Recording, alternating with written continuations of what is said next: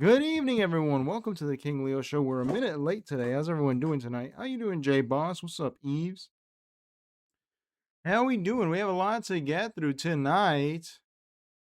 One sec. Let me do some housekeeping here. How are you guys doing, man? I need to make an ad. I'm gonna make an ad for this channel for the Patreon. I'm gonna steal from that guy who stole from me, Sean, actual Justice Warrior, my Puerto Rican brother. How's everyone doing, man?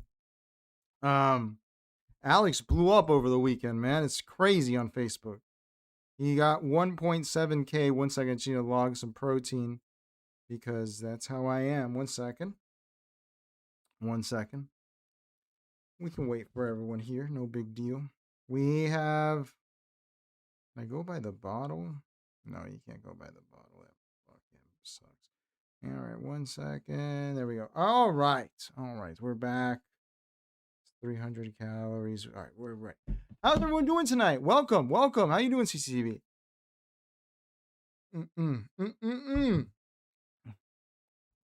All right. How's everyone doing tonight? Welcome to the King Leo Show. Tonight, we have an eventful night because Zohran Mamdani was asked about this Benjamin Netanyahu arrest he was, hinting at that was supposed to be happening when Benjamin Netanyahu visited New York. And today he had to come out and really speak on it. I think some people were a bit disappointed with what he had to say. But it's pretty fun. It's fun. I mean, we knew this was gonna happen. And my man, the Zohran Mamdani of the South, Mr. Fishback, they dragged his ass into a courtroom. A Hispanic man can't move a muscle in this country without the white man's boot on his neck. So both of these candidates, not candidates, one of them is mayor, the other's candidate, the ones that say different sides of the same coin, my favorites, fighting their own battles. It's an interesting time. How are you guys doing, though? Welcome to the show. Did you have a good weekend? I hope everyone had a great weekend, man. If that's it, without further ado, let's start the show.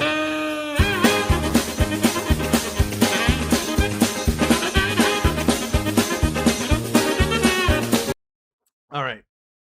We have to talk about Jasmine Crockett. I would have made her a title card, but she's on her way out. But I have a feeling it's not going to be the last time we hear of her once she leaves Congress. I love this woman so much. This woman is crazy. She's so good. So first of all, I had to show you this trailer that she made. Everyone's doing these little Netflix trailers here. For anyone that doesn't remember, Jasmine Crockett is the black woman lawyer who is a Democratic congresswoman that was betrayed by the Democratic Party for James Tallarico to take her place. At least that's her telling of the story. And she's just funny, man. I really don't. She's getting on everyone's nerves. She's a very funny lady. Let's see this first here, and then I have to show you what she said today in Congress. She says, POV me getting ready for my Netflix doc about how Republicans thought drawing me out of my district would silence me. Think again. You can't silence Jasmine Crockett. Let's see this here.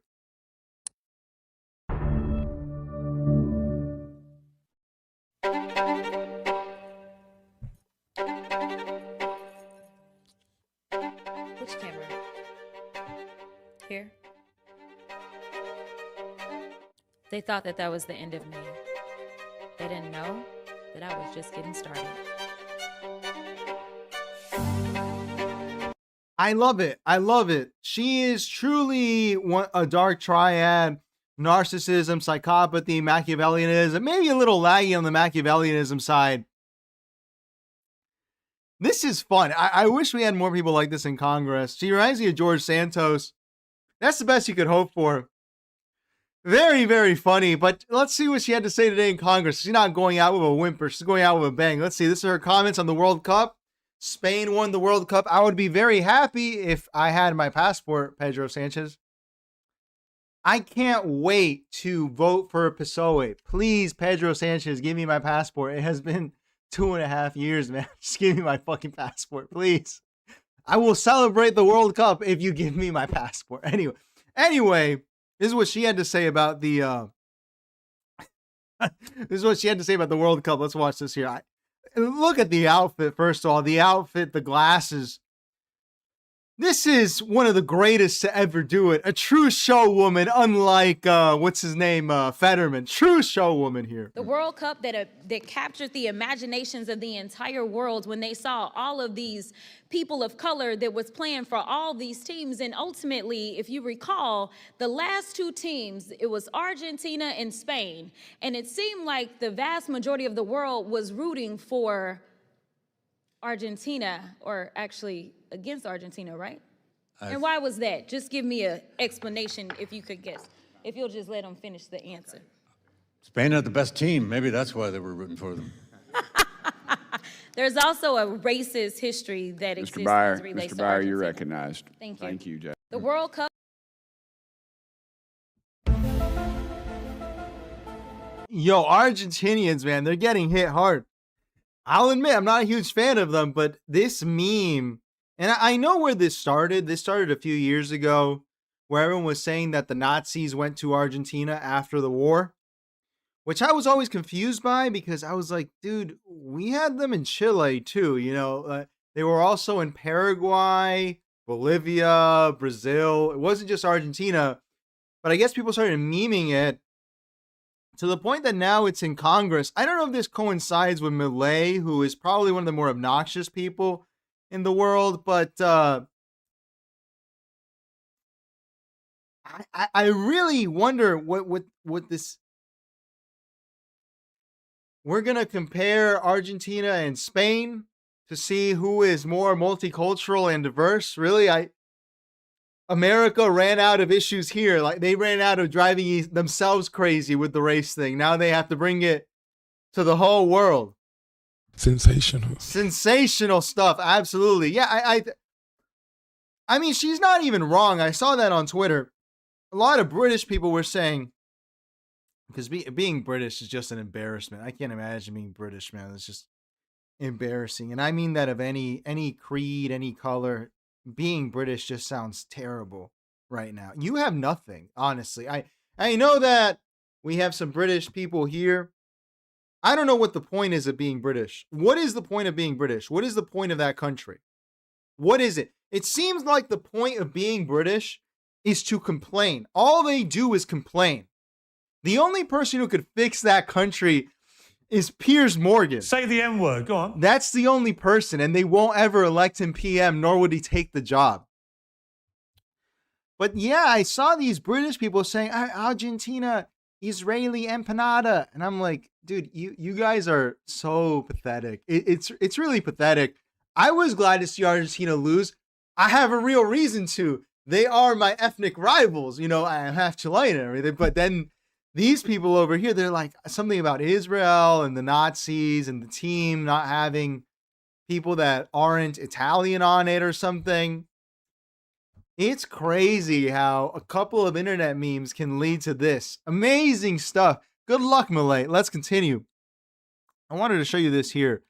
This is real boomer posting we have here. Real boomer posting. Clavicular, who's been missing for a while. I think he did a stream in Israel. I haven't been following him too closely. Went on the Sean Hannity show because Sean Hannity has moved on from, I don't know, is he still doing that show where he yells about? Sean Hannity is Irish, right? Let me check this here. Sean Hannity has to be Irish, right? He does the show like, let me check this here. 1 second. I don't want to confuse him. I don't want to call him something that he's not. Sean Patrick Hannity has to be Irish. Yeah, from Irish. So yeah, he was doing the Fox News show of like Irish man yells about minorities, like Bill O'Reilly did for a few years, right? Bill O'Reilly was the best at it. Sean Hannity, you know, Bill O'Reilly's actually an interesting guy. I don't think he was very good for the country. I think he was very bad for the country, actually. Any of these Ellis Islanders, like, of that stripe. But you know, he actually did classes in like one of the blackest areas of Miami called Apalaca. He gave classes there when he was a young man as a high school teacher. Pretty crazy stuff. Sean Hannity does his own version of that show, right? It's like watching the Untouchables, you know, what's his name? Connery. You bring a knife, he brings a gun, right? Anyway, he's doing his little I don't know why Bill Maher gets shit for this Club Random podcast, and he doesn't get shit for this. But anyway, let's see some real boomerism here on the Sean Hannity show. So that's why, like, I've always found like MMA silly in like a world of technology. It's just, you know, all these guys will learn all this training and stuff for, you know. And then a guy shoots him in the head. You're right. Well, it's not just for that. I mean, I found it as a smart workout where I'm learning a skill that, you know, may help me in a situation. Guaranteed? No. If I'm I'd rather put it this way, close quarters, I'd rather deal with a firearm close quarters than I would a knife, especially somebody that knows how to use a knife. In other words, somebody puts a gun in my face, I'll strip it, break their finger. Hang on, I didn't check the age. Hang on, let's check the age real. 64 years old. 64-year-old man talking here. One more time. Use a knife. In other words, somebody puts a gun in my face, I'll strip it, break their finger, you know, step back, and I'm gonna tap it, rack it, and I'm gonna rack it like this, and I'll have 4/3 against them. Or they put it at my forehead, oh, okay, you got me. Boom, I'm gonna go like this, rip their hand down and their arm down and throw it into their chest, strip it, tap it, rack it, and I go, oh, you're laughing. Why? I said it. This is what I do, I train. But, you know, I'm learning something as I do it, but it's also a passion, but there is pain. Right, why would he be laughing at that? Why not? Why would he be laughing? Associated with it. Yeah. And I've done it now for 15 straight years, which, you know, but it's really more also I want to stay in. So that's right. Sean Hannity. I didn't know he was John Wick. I didn't know that Sean Hannity was John Wick. Wow, that's amazing. That's really, really amazing, Sean Hannity. You're laughing. How Sean Hannity is explaining how he would disarm someone who has a gun pointed at his forehead, and you're laughing? What's wrong with you? Shut up, man. Man, listen. You ain't got to say. What's wrong with you, okay? Sean Hannity is obviously going to disarm the person. What's really enlightening about this to me personally is fuck, dude, I have this stupid pimple here. I always thought that Marvel superheroes, the Avengers and all, I always knew it was a poison. I knew it was a poison. You know, a lot of people will say, you know, what was it that J.D. Vance said, that immigrants are a poison to the blood of America? I disagree with that. But I can definitely tell you that the Marvel movies and John Wick were poison to the blood of America. They were the worst things that have happened to this country. And I thought it was just young people that got infected with this, young people that, you know, I'll never forget during the Rittenhouse trial, when they were playing footage of that guy, Rosenbaum, who was going up to a man or a young man with an AR-15 and saying, shoot me N-word, shoot me N-word. And I always looked at that and I said, what movie did you get this from? What movie did you think it's a good idea to approach someone that has a firearm and dare them to shoot you? You know, it's really Marvel John Wick slop in your head, right? But I always thought it was younger people that got hit with that, maybe like millennials and Xers. Crazy to see the boomers got hit with it too. I guess Sean Hannity really thinks he's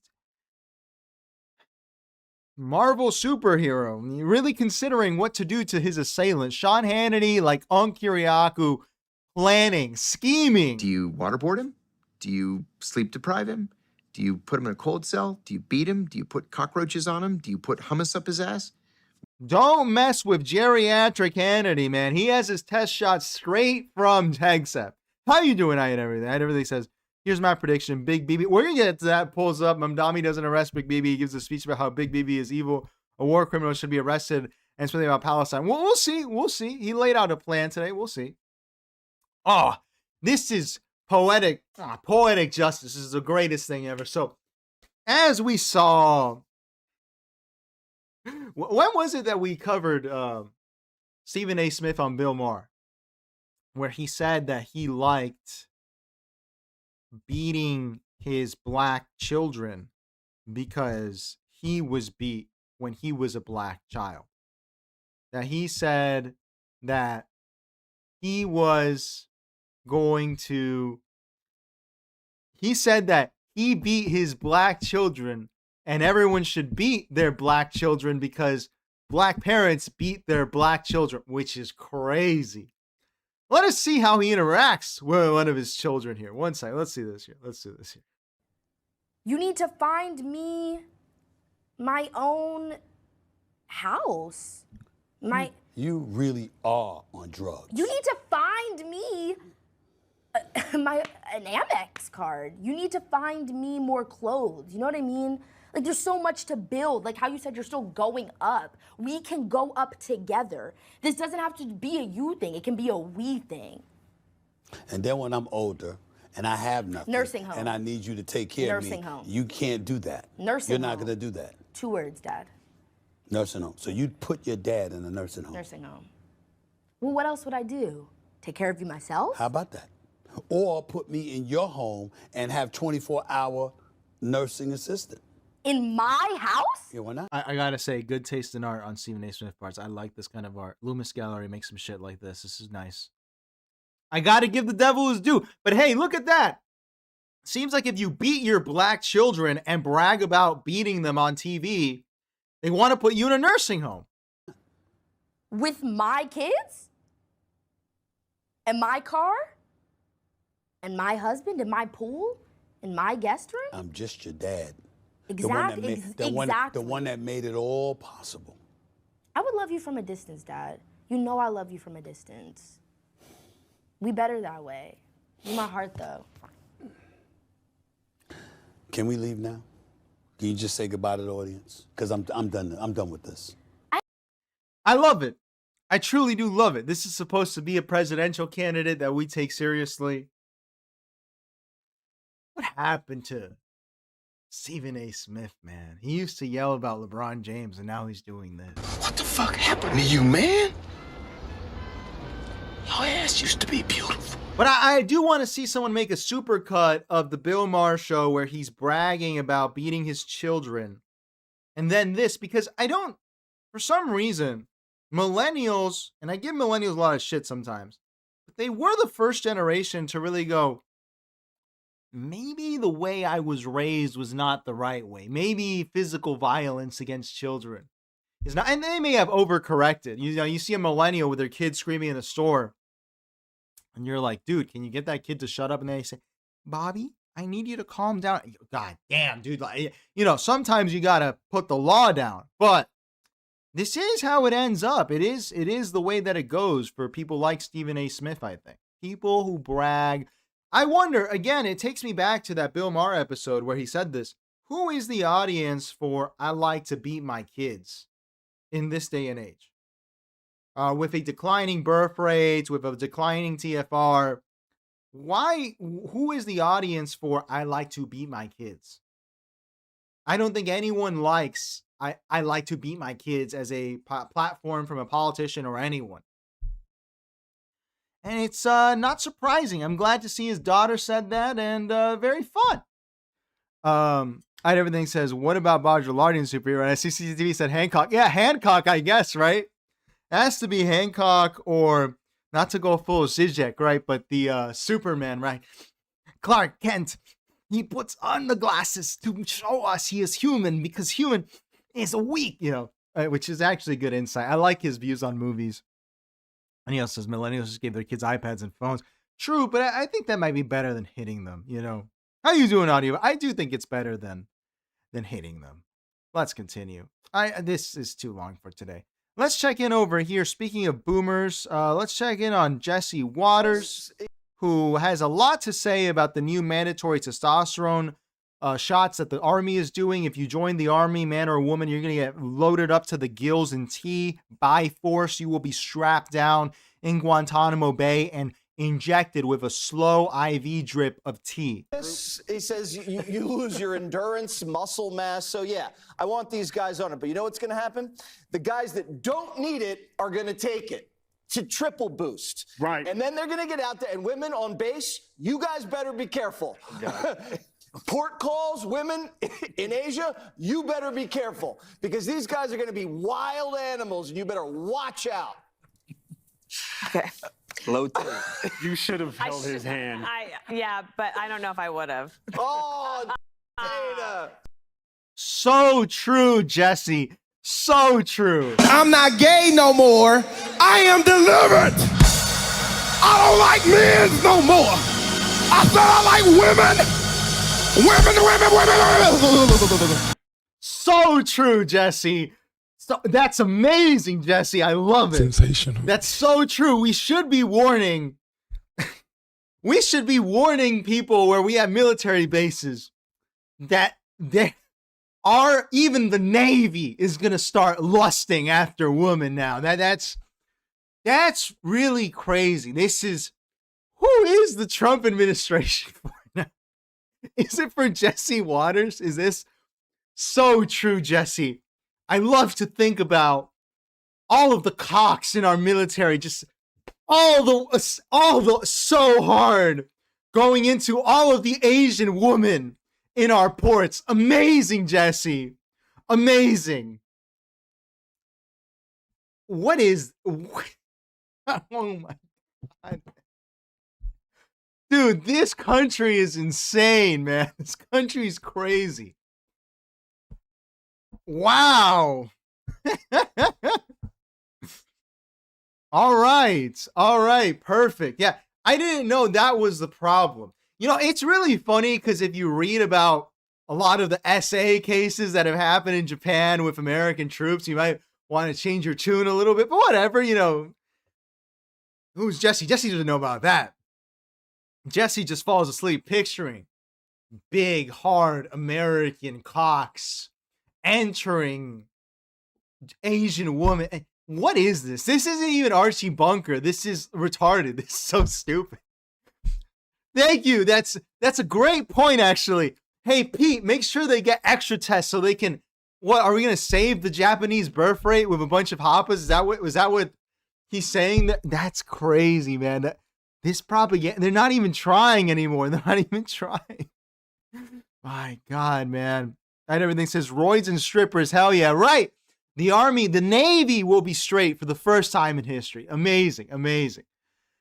Speaking of soccer, let's check in here on Javier Bardem and Mehdi Hasan, who have both become. Listen, man, I don't like Javier Bardem. I like him as an actor a lot. I've always found him to be incredibly annoying. Vicky Cristina Barcelona, legend, absolute legend, amazing movie, great one. Woody Allen, top 2 movies for me, top 3. I don't like any of the other ones. I like Vicky Cristina Barcelona. I like Bananas, and I like Midnight in Paris. Those are the best Woody Allen movies. I don't like any of the other ones. Annie Hall sucks. No Country for Old Men, absolutely fantastic. But, you know, he is Spanish.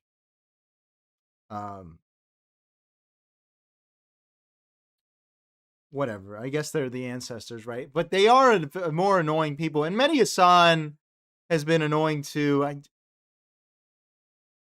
I really can't. Let's watch them break down the World Cup here, which is really, you're already interviewing an actor about politics, which is always stupid. No matter, I don't want to hear from Mel Gibson. I don't want to hear from Javier Bardem. I don't want to hear from either of them on politics. Shut up and dribble, man. And Mehdi Hasan, who last we saw him was making fun of people for not using a bidet. Real analysis here. Amazing. So let's see what their analysis of the World Cup is here. In many ways, this game, Javier, Argentina-Spain, was almost a proxy for Israel versus Palestine, rightly or wrongly? Rightly, and wrongly, because also political leaders don't represent their people. Yes. Milei is not Argentine. Agreed. Argentina in all its population, of course. But it's true that at this high level of encountering and conflict, it's true that when a president is really supporting so openly a person who is a war criminal like Netanyahu, then you want to really support the other team. You want to also support the other team that it's not supporting a war criminal. And listen, I think those who belong to Hamas and committed those horrible crimes, they are also war criminals. Yes. And they should be judged and brought into justice. I I don't know if there are any left of them. But what I'm saying is there's no reason why to kill innocent civilians in any place in the world. But what Israel has been doing for many years now, it's a full genocide. And all right. Wait a minute. Listen, it's one of those white people expressions. I always say, be careful what you wish for. I always knew one day the hypnosis would break and people would see Argentinians for what they truly are, which is a bunch of thieves that stole half of Chile's Patagonia. But I didn't think it was going to happen like this. Isn't it? I don't mean to be, reductive, but isn't it just a soccer game? What? Isn't it just a soccer game? At the end of the, it's just a soccer game. I don't know. I mean, I don't think that Messi was out there having ideas directly from the big guy. He could only have gotten that idea from Benjamin Netanyahu. That's it. I don't think he was running around the field being like, and now I will do a Chilena and I will do that for Bibi. I don't think Messi is owned by Saudi Arabia, by the way. He is literally owned by Saudi Arabia. He has a huge contract with Saudi Arabia. I really see this as low self-esteem, man. I really do. Like, dude, when there's an actual war, genocide, whatever you want to call it, like, you could be rooting on that one, but the soccer game is going to be the analog. Because, when Argentina beat England, it's cool because they have history or whatever, but the Falklands is over. This is still going on, or so I'm told. I sincerely wonder, and I would appreciate if someone could inform me, is it still going on in Israel and Palestine right now? Are these people still alive? And I don't mean that in a dismissive way. Human life is somewhat precious. But are they still, because I've heard that they were killing it. Are there people left there? Have they not left already? Because if I were there, if I were in Palestine, I would have left personally. Call me a coward, call me whatever. I would have left. I would not be there right now. But whatever. Maybe there's still people there. But isn't there something to stop it? Isn't there something you could do besides rooting for the Spanish soccer team to stop it? None of these issues seem to me to be taken seriously by the strongest proponents of it. It's just, you don't see me getting all hot and bothered about anything because I'm like, dude, I can't change anything about it. What am I going to do? But, the soccer game, that's what it's going to, all right. Everything says, I don't know what the finals were, Israel versus Palestine. Both sides were become a whining woman. It's always me. I agree. I really didn't see it. I didn't see it because, listen, man, I look at that team. I look at the field. I'm going to be real with you. I don't like Argentinians. I don't like Spaniards. I don't like either of them. I'm like, well, let them fight. I don't care. I just didn't want England to win anything. Unfortunately, they failed and got third place. But that's just my bias. But I'm looking at these two and I'm like, oh, I guess I'll go for Spain. I was kind of rooting for Spain because I don't like Argentina, but that's for personal reasons. I don't know. Yeah, all right, perfect. Can we, if this is the case, was Patrick Bet-David right when he said we need to do a big roast for Bibi, and that was going to solve everything, or is that what people really wanted? All right, let's continue. Catharsis, perfect. Should we watch this today? Yo, Batia, we gotta watch Batia. I'm excited to watch Batia. All right, let's do this because we have to get to our stories. This firstly is Michael Knowles imitating his wife. My wife comes to me. She does Uber or whatever, she's getting an Uber. For me, I get a female driver, I say, whatever, it's gonna take me longer to get to the airport, but it's fine. My wife gets a female driver, I'm not joking. She will cancel it. No. Yes. I am stoked when I get a female Uber driver because I'm not going to get murdered. Okay. She said, well, they have a new one now because women are afraid of being like kidnapped or murdered or something. But so they have this new one where women can request female drivers. And my wife, she actually goes, she's like, Mac, are they going to do one where I can only request a male driver, please? I want to get there on time. Is this what your wife sounds like? Exactly. I mean, it's an amazing. I love it. One more time.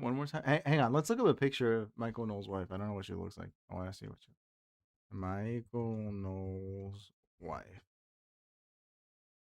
Alyssa Mahler. Oh, that's a cute couple, right? It's a cute couple. Okay. What does she sound like? I want to hear what she sounds like really quick. Michael, please enlighten me one more time. She actually goes, she's like, Mac, are they going to do one where I can only request a male driver, please? I want to. One more time? Hang on. One more time.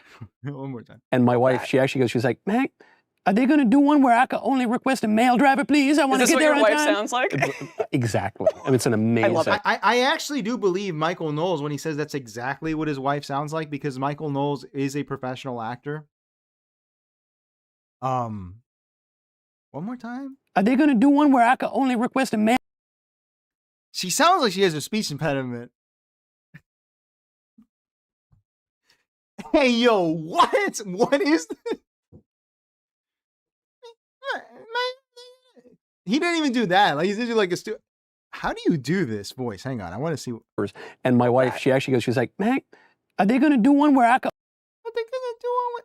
No, he's doing a speech impediment. He's going full Alex the Mechanic. So they have this new one where women can request female drivers.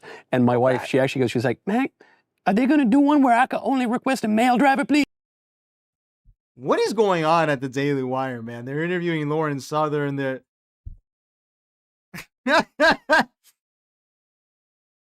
is his I from hearing this, I thought his wife was, I don't know, like Nigerian or something, or Hispanic and just got here or something.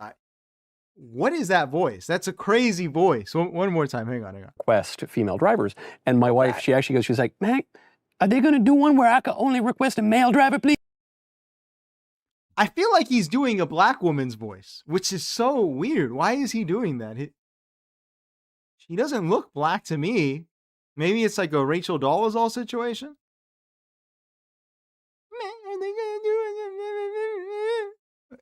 Drivers.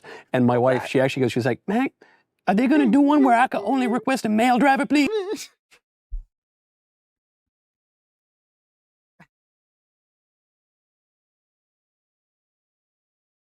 I know this could be worse. It could be Ben Shapiro talking about wet pussy. Like, that was crazy times, man. When he claimed to be a rapper. This all feels so dated. I agree with you, man, because this whole enterprise, the Daily Wire, put that shit in a museum, man. They should have wax figures, and it's so old. You know what sucks is that I feel like no one has really moved on. There's nothing new. Because there are technically new things, right? But if you want to watch some Neanderthal with brain damage, talk about, I don't know, the Austrian painter and Israel, you can tune into, what's his name? Jake Shields, right? But that doesn't feel new to me. That just feels like something else. There's not really anything new, right? It's like we got stuck in 2016 politically too, where Daily Wire is still there somehow. The Free Press is still there somehow. I don't know. All right. Well, I look forward to the day when Michael can go back to acting. It'd be great. All right. For our last bit here, let's check in on one of my favorites here. This is Batia. Thing that makes this Batia Ungar Sargon criticizing JD Vance. One of my favorite ladies here. Our vice president thirsts for the approval of groypers, people primarily driven by their insatiable need to blame Jews for all the world's ills. Just as spineless progressives will say or do anything to get a pat on the head from Zohran Mamdani, Vice President J.D. Vance seems to be crafting his every utterance for the plaudits of Tucker Carlson and the groyper right. I don't think Vance shares their viewpoint, but what the vice president lacks in conviction, he more than makes up for in pandering to the conspiracy theorists of the Twitter sphere. During an appearance on the Joe Rogan podcast, Vance complained bitterly about the opposition he faced for signing what many saw as a humiliating deal with Iran that left the Iranians feeling like the winners, a deal that, it bears mentioning, has already fallen apart. Rather than doing any soul-searching, Vance blamed the pushback on a, quote, very discreet, extremely well-funded campaign to try to derail the negotiation paid for, you guessed it, by the Israeli government. I was one of those people Vance's team got angry at for pointing out that not only was his deal a piece of trash, but that Vance was deeply dishonest in his rollout of it. No one paid me to think that, but the vice president's allies sure did their best to keep me from saying it. Those efforts, of course, failed. No one can take away an American citizen's God-given right to our freedom of speech. But many will not forget that the Vice President of the United States chose to go on one of the biggest podcasts in the world and smear citizens of the country he serves, citizens who belong to his own party, as bought and paid for by Israel. Call it the Groyper Gambit. Vance seems to be seeking the approval of a very online, conspiratorial, and rather seedy faction of the far right, betting that its influence will rise and help power him to the presidency. I would like to convince him that he is wrong. The faction he is courting is reviled by the mainstream. So true, Queen. So true. I can't believe they tried to silence her like that. She's like America's Nelson Mandela. She's so true, Queen. So true. You know, it's good analysis, I guess. I don't know. I guess JD Vance is trying to appeal to the Groyper right. Which wouldn't make much sense to me because I think they're marginal, but I guess maybe he's trying to do that. And I don't mean that in a negative way, right? But how many people are Groypers in America? Like 1% at the most. Yeah, but she's, you know, she's going through her own little thing there. She's, I guess JD Vance is, how you doing, Robbie? I don't know.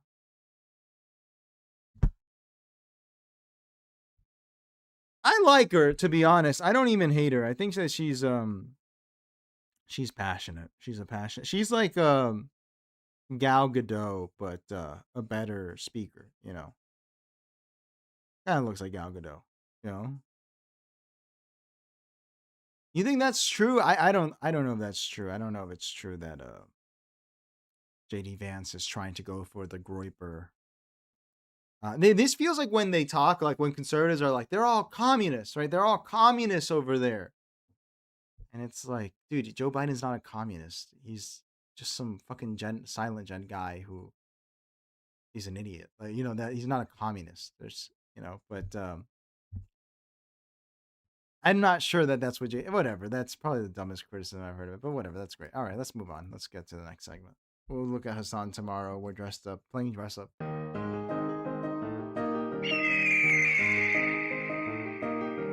The people are retarded. To begin this segment here, I want to show you something out of my home state of Florida in Jacksonville. I've been ragging about this for quite a while. And I know that some people in here are going to say, oh no, this is good because of freedom of association.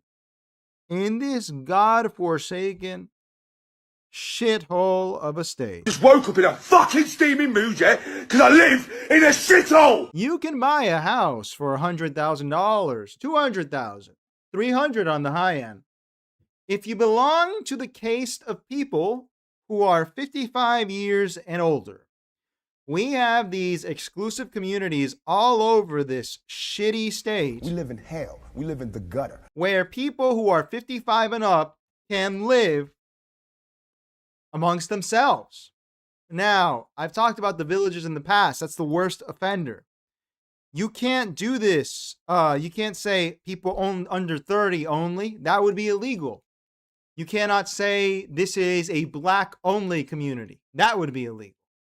But only in Florida, well, it's all over the country, but in Florida, it's really present.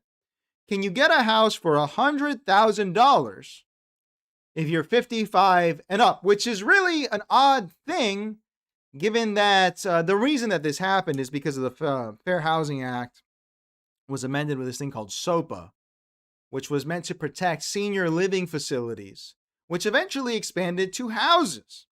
So now all of these people can buy houses if you're 55 and up to live there. It's pretty terrible. What these places take up a lot of space, they destroy the environment, and the people who live there are very annoying. They are very selfish. You can technically live there if you're under 55 because I think they have to allow between 1% to 3% of the neighborhood be under 55. However, there is no actual enforcement arm for that. Unlike, say, you wanted to set up a Hispanic-only community or a 40 and under community, this one, no one really cares. Let us see what is happening to this young woman who is dealing with this hell that we have here in Florida. Today, this is the Oakleaf neighborhood where 155 homeowners will have to pay a $1,000 special assessment to sue their 28-year-old neighbor. That's Bethany Michelle. She inherited a home after her father passed away. And today, we are hearing from some neighbors who agree with getting her out. It's really not about this young lady. It's about enforcing the age requirements across the board. They have the right to choose to live in an HOA, and they bought into an HOA where it's 55 and above. I mean, yeah, there are some younger folks like me that live in here, and that's fine because I live with somebody that's over 55. Okay. You know, and while her dad was alive, there was no problem with the young lady living here. But the rules are the rules, and if we don't enforce the rules for one, we can't enforce the rules for all. So you're under 55 living with your mom in this neighborhood? Yes. So if the same situation were to happen to you, if my mom was to if something was to happen to my mom and she was to pass away, I would fully be under the understanding that I would not live here. Like, I cannot live here because I'm not 55. Now, how do you feel about the litigation and the $1,000 you all will have to pay? No one's excited about the $1,000. No one. This community is now getting national attention because of this issue, and that's bringing up some mixed feelings. So how are you feeling about all the national attention? It's been a lot. Like, me as a person, personally, I am not equipped to deal with this. But being that I have been put in a position to potentially become an advocate for caregivers, to become maybe one of the first to figure out what goes on in a situation like this, to potentially even change the laws, because there are people who have reached out to lawmakers on my behalf. It's bittersweet, but it's for a good reason. Whether the outcome is in my favor or not, this needs to be very clear for all homeowners, all 55 plus people with caregivers. Personally, I think she should move. I think her dad did her the great honor of leaving the house to her. But I mean, this is an over 55 community where they've chosen to be over 55. And I think it's really unfair that one homeowner who doesn't want to follow the rules is saying, all of you have to pay to sue me to get me out. Queen! Absolute queen. Now, it's actually worse than you thought because, first of all, being 55 and under in Florida, they might as well just call you the N-word. Say the N-word, go on. They might as well just call you the N-word. They might as well, right? It's just terrible. It's hell here, right? It's just the worst. But this queen out here is suing for her right to live in a house. Live in a house. What makes this worse is I looked more into the story. The house she's in is worth $300,000. And they want her to leave, and they're going to pay her $150,000 for the house. That's bad for the property value. That's bad for the other people, but that's also bad for her. What kind of shitty deal is that, man? And to really show you, like, this is really, I made a video today, excuse me, about normies and how they have no scruples. It's called Guilt and Shame. I recommend you watch it, actually. I recommend you join the Patreon, actually, too. It's $5 or $20 a month to steal from actual justice warrior. Give me the money, okay? This is the face of the common person. This here, a rapacious, ugly, stupid person. Okay, property of Alcatraz 1934 swim team. You are not property of any swim team. Haha, it's funny. I've seen Escape from Alcatraz too. I love Clint Eastwood. That's so funny. You are ugly. And you are fat. And you are not 55, but you probably live there and pass as 55 because of all the sun damage in your fucking face.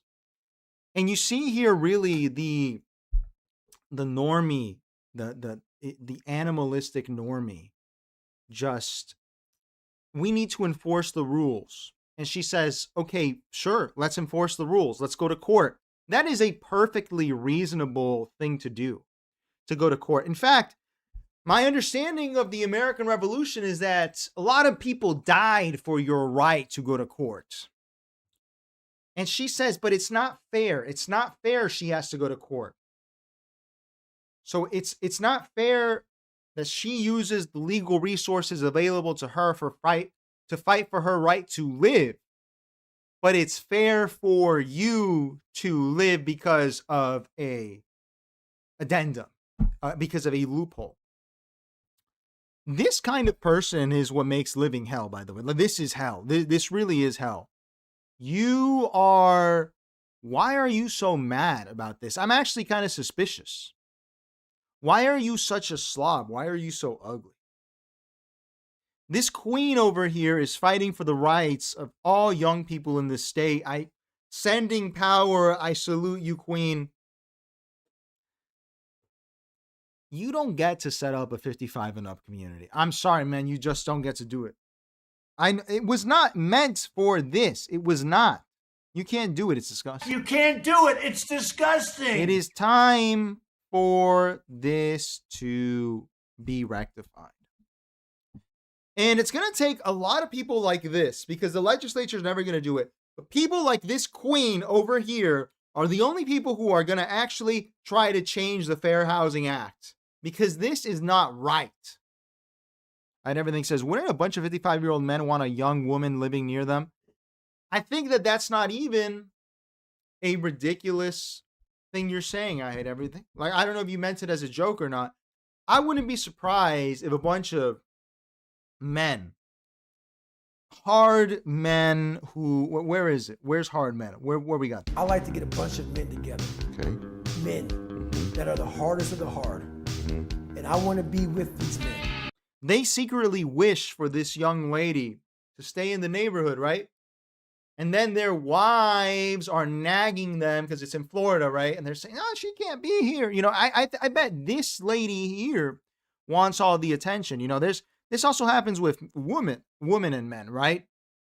I've seen this in the villages where some gigolo, I'm just a gigolo, and everywhere I go. A gigolo, he's like, "You're on my turf, man. You're on my turf," to another gigolo. I don't know if she wants all the attention and she's not getting it because this queen over here is suing. This queen, and then you see over here and you're like, this is not a queen. This is something else. And this queen over here is fighting for our rights. I wouldn't be surprised that's a motivation for this. Imagine paying $1,000 to remove someone from a neighborhood. You're just as crazy as you're accusing her to be.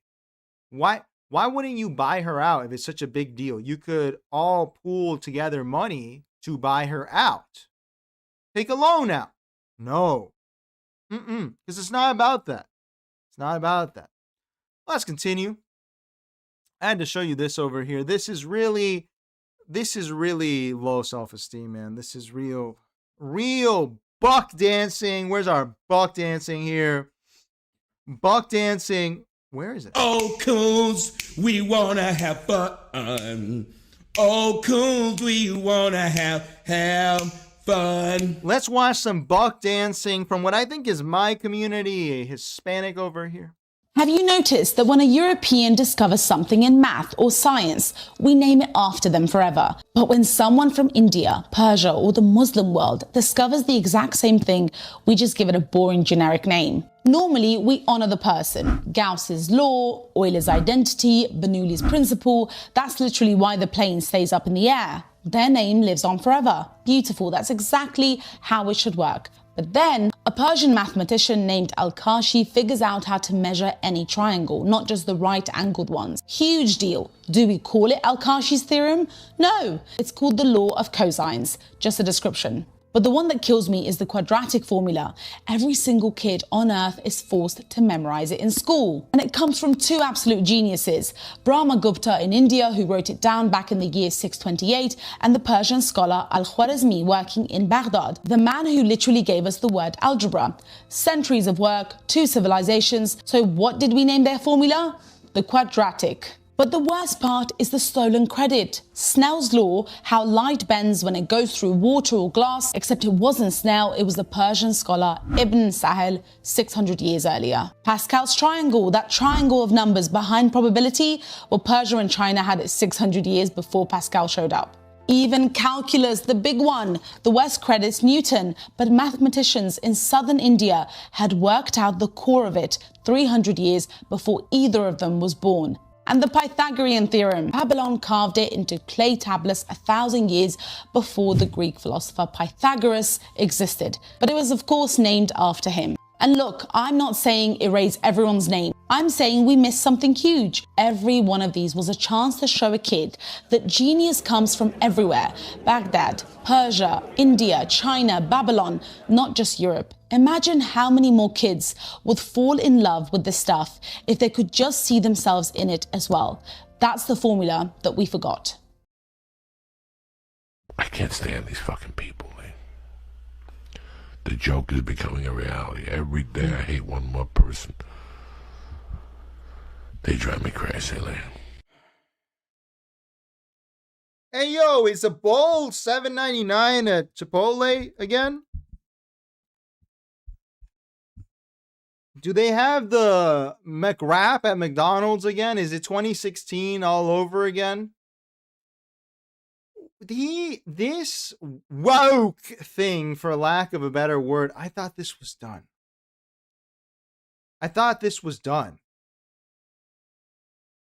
Listen, man,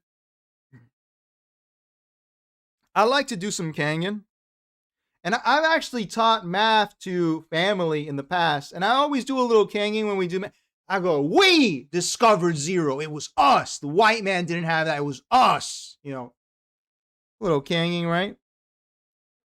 I don't think that the reason that children are failing at mathematics is because they don't see themselves in the math. Jesus Christ. This is the same school of thought. Listen, man, they were kind of cooking with the 2 + 2 = 5 thing. They were kind of cooking, okay? But this is just, what is this? What? Yeah, dude, we can do this all day. Did you know the Caesar salad is Mexican? It's actually not from Italy. Oh my God, dude. No, people don't know math because people are not being taught math correctly. And because they're all so stupid. That's why people don't know math. It has nothing to do. I'm sorry, dude. You're literally naming Indian people. I think Indian people are probably some of the best people at math in the world right now, aren't they? Oh, they have a bunch of math schools over there that work. The libertarians have to talk about the math schools over there. I'm sure in China, they don't talk about Leibniz and Newton. I'm sure they have their own Chinese way of saying it, you know? The most prominent book in Latin America, well, in Venezuela, I can't say Latin America, to learn mathematics has the Arab guy who discovered algebra on the front of it, okay? I really, at some point you have to wonder, is this malicious? What is the point of this? Because do you want children to learn math or do you want to be right or something? Because I don't think that's children learning math, which they were doing a lot better during the Cold War, had to do with people being more politically correct back then. I actually think people were less politically correct back then.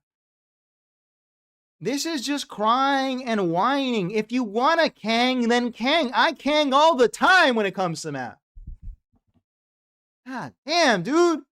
Arabs, I have Arab friends, dude. They Kang all the time when they do math. They go, you did not discover any of this algebra. Algebra is something else. It's Arabic, you know. It's algebra, like you say in Spanish. Algebra, that's Arabic. That's us, papi. Oh yeah, well not papi, right? Habibi, that's us. You know, we all Kang a little bit. This is just pathetic. It's, can I please have some credit in the textbook? Can I? God, bro. Oh my God. It's just, wow. Oh, okay. Yeah. Let's actually, you know what? Let's run the experiment. Let's actually change all the textbook to this. And if the math scores don't improve immediately, you go to jail. How about we do that? Because I'm pretty sure I know why math scores are declining. I'm pretty sure it's not because of this. It's just slop in this world.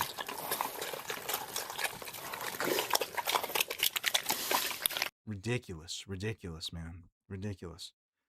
When my father learned math, they were using Russian textbooks. They didn't even know what the shit was called because they knew it was better than the American ones.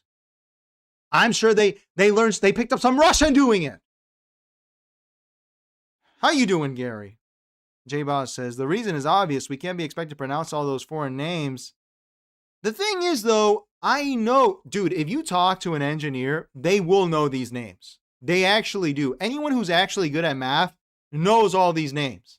Like Ramujan. I think that's how you pronounce his name. Ramaujan. You ask my dad, you ask someone who's really good at math, they will know these people. But no, I don't think the reason that they don't learn the quadratic formula is because it's called the quadratic formula. The Chinese history is not our history. They can name it after their guy. Who cares? Lady, go have to. I mean, dude, the Chinese, they just avoid this stuff, which is why. Xi Jinping, if you can hear me. If you can hear me, Xi Jinping. J-Boss says, it'll never be done. They won't leave us alone until we kick them out. That's shit. I don't know, man. I think the math thing, I completely gave up on it. I don't think the math scores will ever improve. I think that math is just, it's over, man. There's nothing there. It's over. It's over. Let's continue. I wanted to show you this here. Let's skip this. I don't want to watch this right now. I had to show you this. This came up on my timeline again, and I had to show you this here real quick. I don't want anyone to get offended. I just have some questions.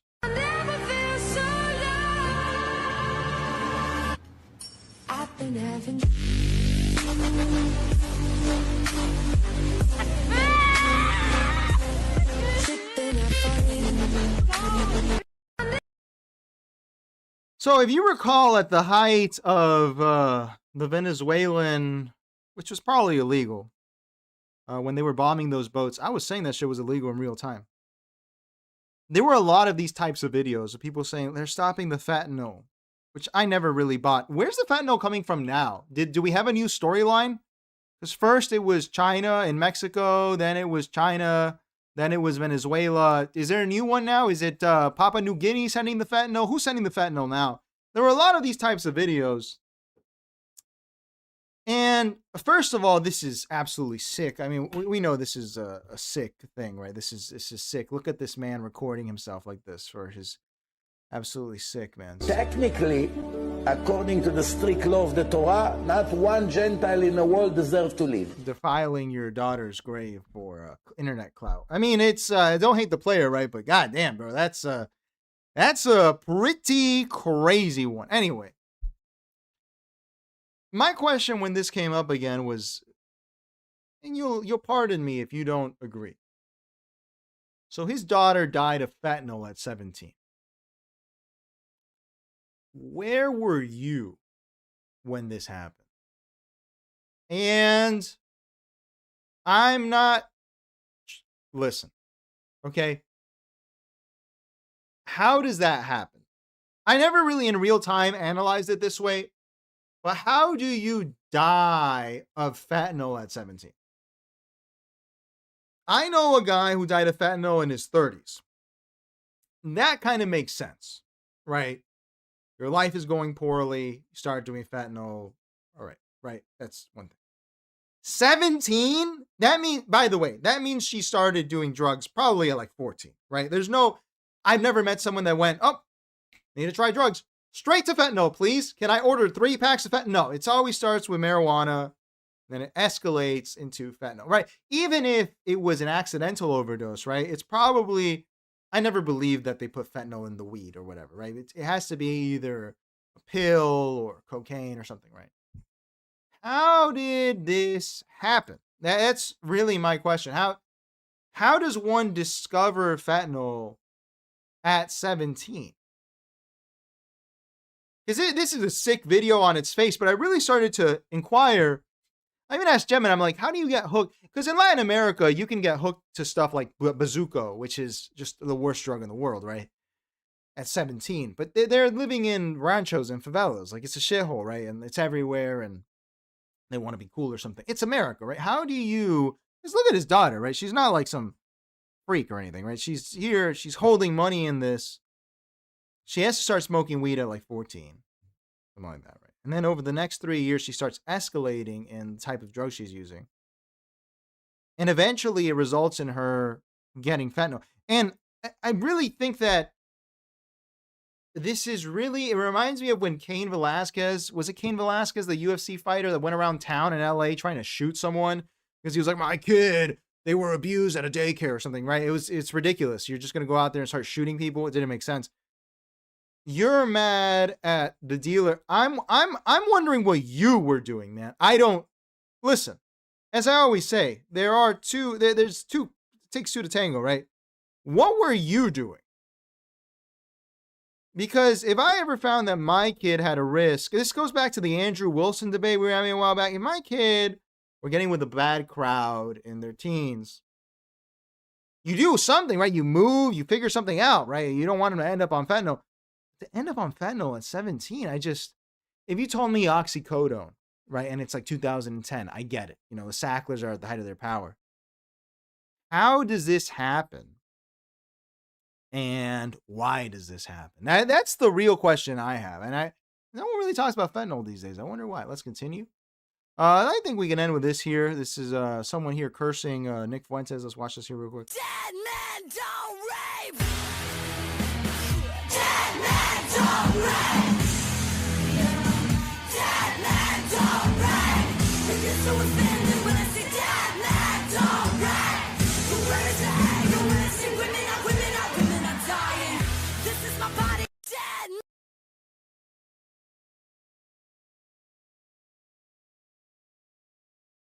I always wonder how dumb this goyim sometimes can be. We are returning to a more superstitious time in America. I never thought we would see it, man. Growing up, I always found it to be very annoying when you would find chicken heads in the streets of Miami or eggs. You'd be like, dude, I don't know. White people love that shit. White people love Santeria, right? They really do love Santeria for some reason. When Cuba was open, there used to be Santeria tours. I never liked that stuff. I always thought it was animal cruelty, but white people seem to like it. I don't know. But, I was always like, this is something that, I don't know, maybe it's an intelligence thing or an exposure thing. I don't know. But they're discovering Santeria from first principles in this country with iPads instead of, I don't know, dude. I've never even been to like one of these Palero places or anything. I've been to Botanicas or whatever. I fucking hate them. They torture tortoises. It's terrible. Anyway, this is, and you know what? This is representative of the way that Democrats think. I don't know if this is a Democrat. It has to be someone who's on the left, right? But how a liberal, it has to be a liberal-minded person, right? Thinks. Where you've done everything, supposedly, right? You have exhausted your options. You really think that you exhausted everything. So what you're going to do is you're going to return to a stupid, medieval, superstitious way of dealing with politics. Why don't we start making, talking to Ouija boards and, what are those dolls called? The ones that they stick with a needle? I would like to see, maybe this is a good thing. I don't know. Maybe this will result in people just returning into their own and we don't have to hear from them, right? Because I assume that this means that you won't talk about this in public, right? You're not going to talk about how much you hate Tucker Carlson or love Tucker Carlson if you can just like hex them or something, right?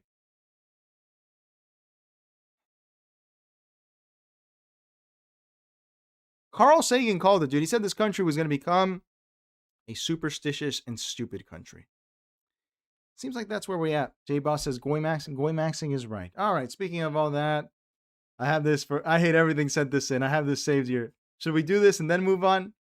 Let's do this last one here. Let's see what's going on in my schools here in Florida. This is happening here in Florida, man. This is not the place to do this. Watch this real quick. Stop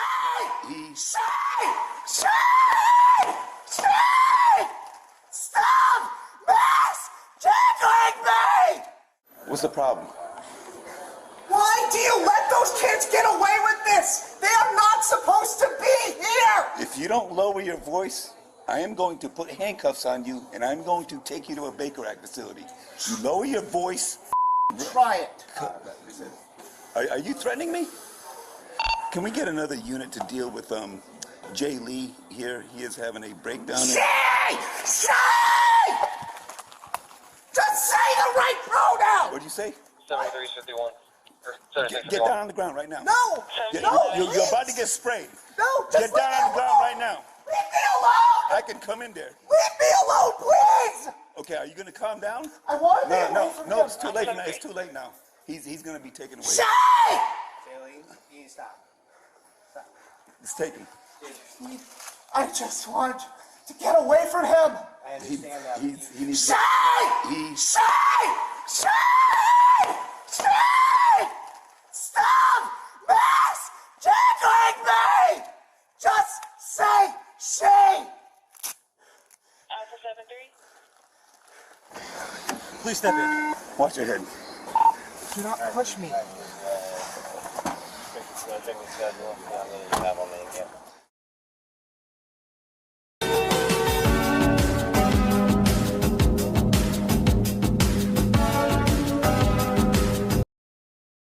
I think we won. I think this is I don't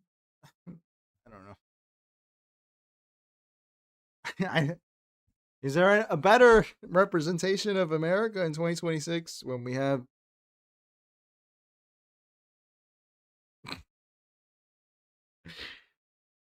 because previously, and I still maintain it, the best American art of all time is this video here. During the pandemic, my lifestyle drastically changed.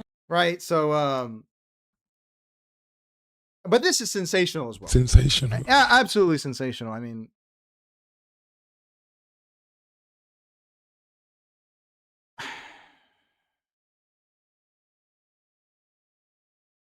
we won. I mean, it's just we have officially the most like crazy looking country in the world. That's how.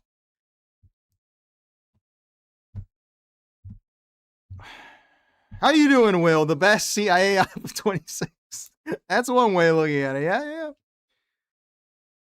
It's like every trend of the past 10 years coming together for a hurrah here, in Florida of all places.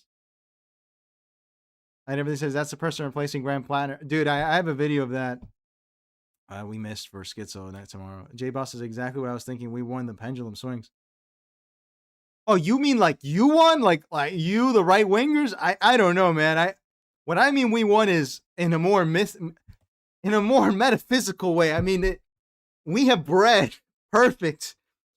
And I don't mean this person. I mean the whole situation. We have bred like the greatest. If we could distill this into units, it would be something. We have people hopping around in police officers going to public schools to talk to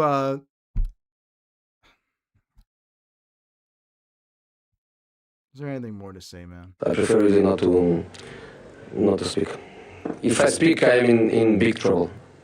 In big trouble. And I don't want to be in big trouble. All right, let's move on. Let's get to Zohran. Here.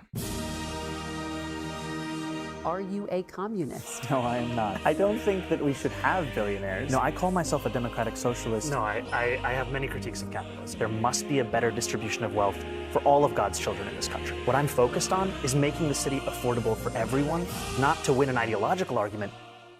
Before we get to the main Zohran story, Zohran, let's see this real quick. And Zohran, if you do this, like, dude, I'm done. I'm actually done. Let's watch this here real quick. Look, you can sit here and assert that actually you do understand economics or something like that. But the idea that Friedrich Hayek wants to balance budgets on the backs of workers, this just doesn't, this is gibberish. It makes no sense. You know what I would say, Rob? When I'll extend this, because I don't think this is that crazy. Okay. This show has risen in status over the years. I'm a New Yorker myself. And I'm also somebody who has defended Mamdani when he has been smeared in unfair ways by insane Zionists. I would challenge Mamdani. Come on the podcast. I'll come to you. We'll do it in New York City. No, please don't. Please, dude, please don't do it. Zohran, please don't do it. Zohran, please don't talk to this guy. Zohran, I'm begging you, man. Zohran, I'm serious. Zohran, I'm going to. Zohran, I will start crying. Zohran, please don't do it. Please don't do it, Zohran. Please, I pray to God, Zohran, don't do it. Please do not talk to this guy. Zohran, please, Zohran, please. There's one thing. Look, I'll stop bothering you about the free bus. Please, Zohran, just please don't talk to this. Please. Let's have a good conversation, not a debate, a conversation about economics. And I would love if you could just No, don't talk to him about economics, Zohran. Please don't talk to him about anything. Zohran, don't talk to him about anything. Please don't do it, Zohran. Please. explain to me why Hayek was wrong. And socialists really do understand economics and how you can undo the mismanagement of all of these capitalists. I would love to have that conversation anytime, any place. New York City. I'll come. Please don't do it. Zohran, please. I'm begging you. Zohran, please don't fucking do it, Zohran. Please. Dave Smith. Shut up, man. Man, listen. You ain't got to say. There is nothing to debate with you, Dave Smith. There is nothing. I know exactly what Dave Smith is going to say to Zohran Mamdani. Have you read Mises? Have you read Rothbard? Dave Smith needs to be deported, man. Why are you in our country? You need to go back. You need to leave, Dave Smith. Please don't. Dude, we need to make FEMA camps for libertarians. Straight, dude, for real. No, they cannot be allowed to do this. Dave Smith, please don't. I'm not even being funny right now. Zohran, if you're watching this, on the off chance you are, Zohran, I'm going to start crying. I'm serious, man. If you talk to this guy, I'm going to start crying. Seriously. I am going to Rittenhouse out. I'm going to cry. I hate this man so much. That's right, run. I don't want to hear you sit through all this crap about how everyone's a rational actor and the invisible hand and how Rothbard was right about everything. And I hate this country so much. I love it. I love America, but only America could produce Dave Smith, man. Only America could. In any other country, Dave Smith would have been relegated to selling ice cream or something. Like, this is.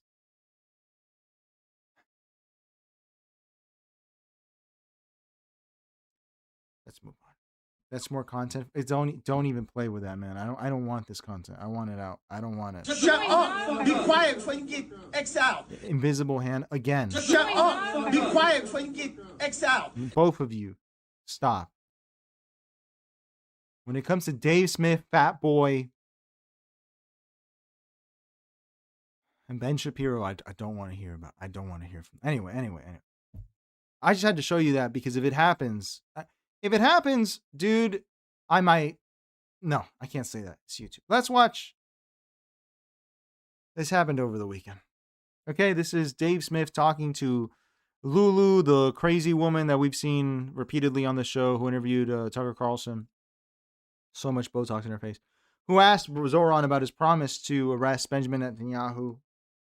Let's watch this here. Israel's Prime Minister Benjamin Netanyahu is perhaps planning to visit New York for the UN General Assembly. You pledged during your campaign and after you won to order his arrest to comply with the International Criminal Court warrant. What will happen if he comes in September? Look, I believe that Prime Minister Netanyahu belongs in The Hague. He's a war criminal who has been charged by the International Criminal Court. And what you will find is that is an opinion that is held by many purely because of what his actions have wrought over these last many years. I've also said that I will follow the laws that we have here in New York City because I believe that there's an importance in following the law as a leader who presides over our city, and that's something that I plan to do. Meaning? I'm sorry, I don't understand what that means. This woman, it's just, she gets worse. I think at this point it's rage baiting because she's just so, look at how her face doesn't move at all. Meaning, I don't know what that means. Yeah. Listen, Lulu, Where is it? No one knows what it means, but it's provocative. No, it's not. It gets the people going. You don't understand anything because you're an idiot. Okay. He's obviously just he's saying what he's got to say. Okay. Look at this suit. What is this? What is this? How does the New York Times put this out? Let's continue. Yeah.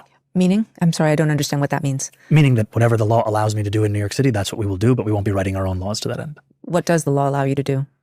That's an active conversation with our legal department in seeing what the prospects are we have here in our municipality. However, what we've seen at the national level is a desire sometimes to write your own laws, to go outside of the bounds of legality. That's not something we have an interest in. I mean, normally when people come to a UN General Assembly, they're granted a sort of amnesty because it is the seat of the United Nations. Is that what you're thinking that you'll honor, or you're actively looking to see if you can actually arrest him? I think we are looking at all of our legal obligations, and one of them is with regards to the United Nations. But the other part of this is we're not talking about a personal assessment of Benjamin Netanyahu. We're talking about the International Criminal Court and the fact that they have a warrant out for this prime minister's arrest. And I think it's important to talk about the weight that that has as a charge, and also that as the mayor of New York City, I'll be following the laws of New York City. It's all about the big Yahoo, man.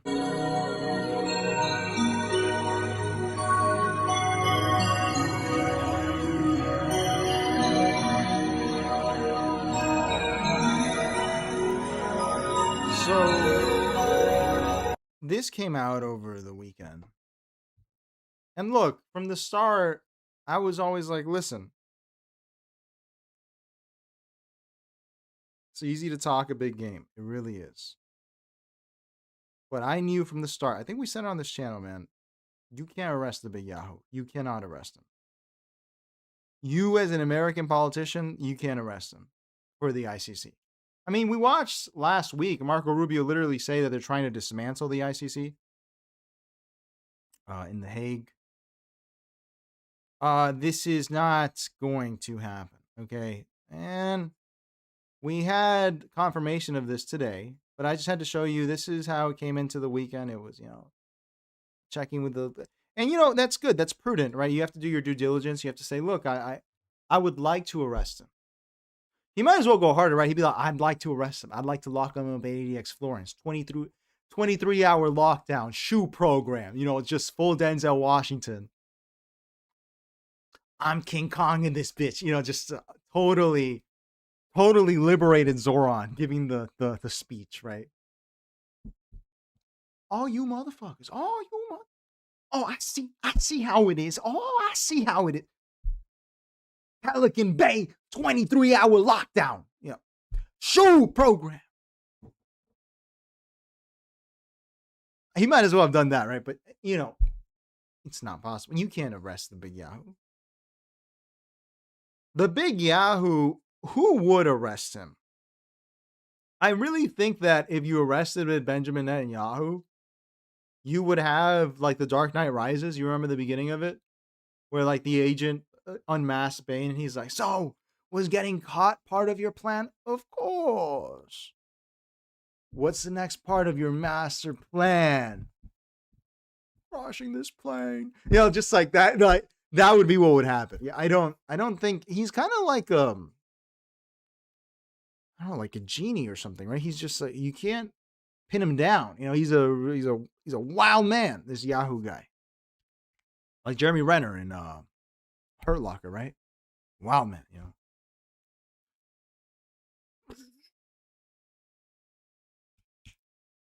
You can't be doing all that, right? How did they arrest Milosevic? Did America give Milosevic to the ICC? Let's ask Gemini. Why am I speculating here? Why am I trying to be smart here? There's no reason to try to be smart. How did Milosevic get caught to be brought to The Hague? Did U.S. do it? Let's see real quick. Was captured by through a mix of domestic Serbian political shifts with pressure from the United States international bodies. And bro, they really betrayed him like that. They betrayed Milosevic like that. Serbians are cool people, man. I'm not saying Milosevic was a great guy or anything, but damn, wow. I really want to visit Serbia. I think that's my next trip. And everything says Zohran is saying how you feel about Dave Smith, dude. Yeah. Yeah. Is there an ICC arrest warrant for Dave Smith? Because I will do everything. I will speak like Zoran. I will consult with my legal team to see what is possible to bring Dave Smith before a tribunal at The Hague.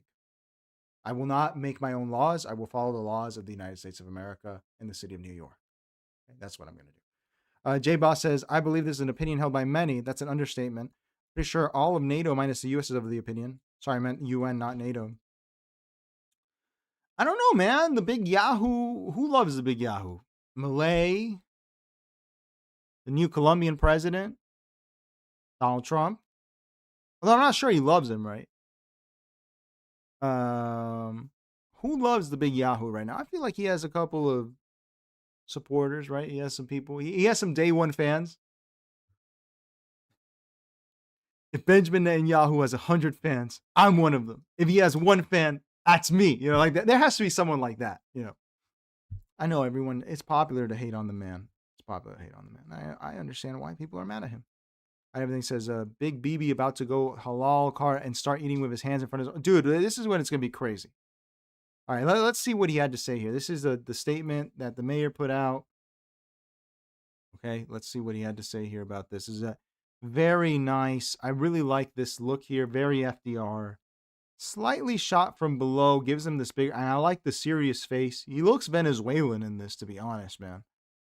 He looks like Edgar Ramirez here. This is a crazy angle. The Casio watch. He should have gone full like Patek. Great tie. They're getting a little thicker, the ties. Beautiful tie. Very well done. Let's listen to what he had to say about the big Yahoo. Benjamin Netanyahu is a war criminal, the architect of a horrific genocide against the Palestinian people. He is responsible for the killing of more than 73,000 people, for the maiming of tens of thousands of children, as those who survive undergo amputation without anesthesia, for the targeting of neonatal hospitals and maternity care centers, denying newborns even the chance to live, for the countless people he starved as he blocked food and humanitarian aid from reaching them, for the gunning down of hundreds of aid workers and journalists. And just last month, the UN confirmed that Palestinian children continue to be deliberately targeted and killed by Israeli armed forces, more than 8 months after the so-called ceasefire. The list goes on and on, all as we, as Americans, pay for the bombs that do the killing. There is a reason the International Criminal Court issued a warrant for his arrest. As human beings, we have spent generations building a shared understanding that there are crimes so grave they offend all of humanity. Anyone, with their eyes, with their heart, with their conscience, should recognize the devastation he has wrought and understand that he belongs before a court of law. Up till here, you know, you're like, all right, he's standing 10 toes down. You know, he's ready to do it. He's gonna do it. He's gonna go fucking extraordinary rendition style. Dude, I'm doing a lot of movie references today, man. Rendition with Jake Gyllenhaal. A black bag. Coming with me, Yahoo. Coming with me. You know. Let's see how this ends. As I've said, I agree with the ICC that Benjamin Netanyahu should be arrested and tried for his crimes, as I do for anyone else charged by the ICC. My administration has reviewed every avenue available under applicable law to determine whether New York City could execute the International Criminal Court's arrest warrant if Benjamin Netanyahu came here. It is clear that we do not have the independent legal authority to enforce this warrant. The federal government, however, does, and I call on them to join the ICC and execute this warrant. And I want to be equally clear. Benjamin Netanyahu is not welcome in New York City, nor is any other war criminal at large. While we cannot end the genocide on our own, we can decide whether our silence will become another weapon, and we can examine every tool we have to defend the humanity and dignity of all people. That is my commitment to you.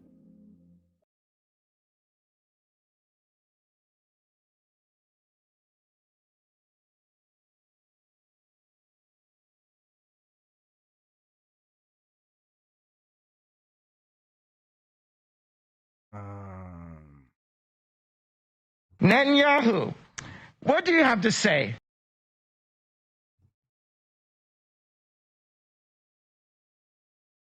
Listen, I'm not trying to... The federal government can't... You know the federal government's not going to do anything about it.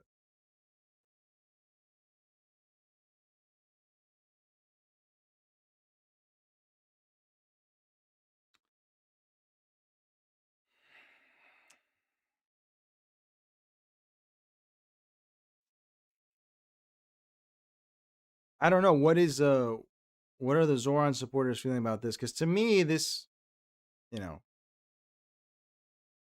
kind of feels like he oversold a little bit. The feds are not going to do anything about it.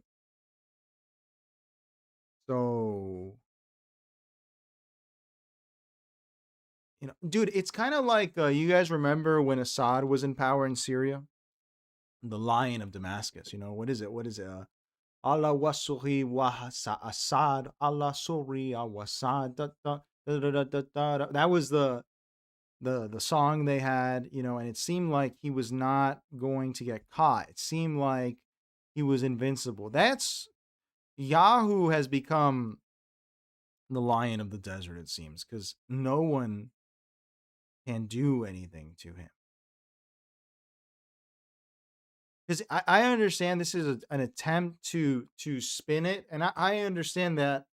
I understand what Zoran's trying to do here. I get it, you know, to be like, you know, I've consulted the legal team. They said we can't do anything about it. But I could have told you that from the start, and I'm not an attorney. I could have told you that from the start, that, you know, people here are on diplomatic immunity.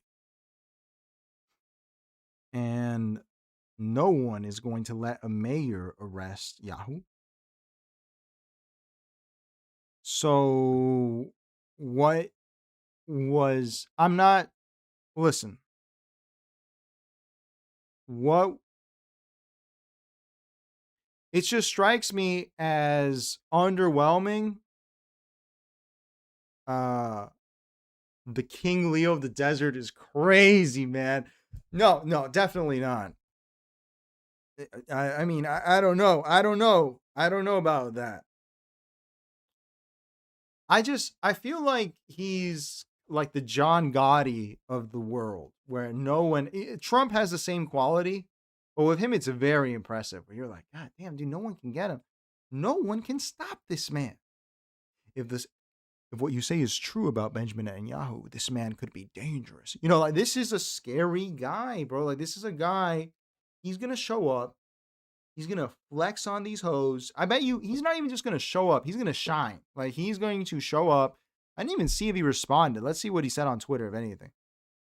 He's going to shine when he shows up. He's not, and I mean like African-American vernacular English, right? He's going to shine. He's going to, and what? Lick my shit. Right? Like that's what he's going to do. Let's see. Why are these all on? No response. Benjamin Netanyahu has no response to this. You know, does the lion concern himself with the ramblings of people that are not capable of doing anything to him, right? I mean, just do it. Don't puss out now. That's Contbot vintage. That's pretty funny. Hang on, let me make this big. I'm wondering, I'm not doing this needlessly. I want to see what the people are saying. You know, is anyone here happy with this? Because I don't know, man. As I've always said, I'm not super passionate about this type of thing. But you know, stand tall, brother. You're on the right side of the arc of the moral universe from Pastor Ben. Aren't liberals tired of being even socialists and communists on the right side of the moral? Don't you want to do something? Make pretend president, realize he's just a city mayor. Stephen L. Miller. Who's this? Fox News. All right. Your administration tried to meet with the Islamic Republic. Yeah, that happened too, where they were going to supposedly meet with an Iranian representative. Benjamin Netanyahu is no Jewish leader, nor does he represent Jews or Judaism. It is an insult to Jews all across the world to associate a foreign political entity with our sacred faith. We need to stop Zionists from politicizing anti-Semitism in order to fight it. Vivid, this is the Indian guy who pretends to be Israeli. Your wife literally celebrated October 7th, you scum. Wow, there's a lot of Yahoo lovers in here, man. These are the countries, isn't it interesting? These are the ones who would arrest him. Belgium, Yahoo doesn't eat waffles. Canada, Yahoo doesn't eat poutine. Denmark, Yahoo's not a fan of the Pusher movies. Finland, Yahoo's not a fan of, I don't know what to say for Finland. Hungary, yeah, Orban is out, man. Don't worry about that. Iceland, Yahoo's not a fan of the cold. Ireland, Yahoo's not a fan of river dancing. Italy, Yahoo's not a fan of all that pasta shit. Lithuania, Yahoo's not a fan of the Baltics. Netherlands, Yahoo's not a fan of all that weed. Norway, he's not a fan of universal healthcare. Slovenia, he's not a fan, I don't know what they do, of the Hostel movie franchise. Spain, who's a fan of that Hamon country? Sweden, Yahoo's not a fan of IKEA. And Switzerland, Yahoo's not a fan of Romansh-speaking people. They're never going to catch this guy. They really can't. They can't. This is what Trump said. Benjamin Netanyahu will not be arrested in any way, shape, or form while the United States of America. He is fighting against Iran, which recently killed 50. Yeah, blah, blah, blah, blah, blah, blah. This was yesterday. 47 years. The only ones that should be arrested are the people that led Iran into an unprecedented spiral of death and destruction. That's something that should have been dealt with years ago by previous presidents. That's very... All right, so cool. Crazy. All right. Elon Musk fans. All right. So, I guess the cope is... Oh, yo, do you guys want to watch Michael Rappaport here for a second? Let's see what Michael Rappaport has to say about this real quick. Let's see. Hey, when I want good news, I want to listen to him. Hey, smiley dickhead. Zohran the moron. Zohran the dickhead. Zohran the liar. Zohran the bullshit artist. Zohran the con man. Karen Mandami, you fucking bullshit antagonistic fuck you. Okay? The United States of America. Okay? You're the mayor of a city in the United States of America. The United States of America ain't part of the ICC, you fuck.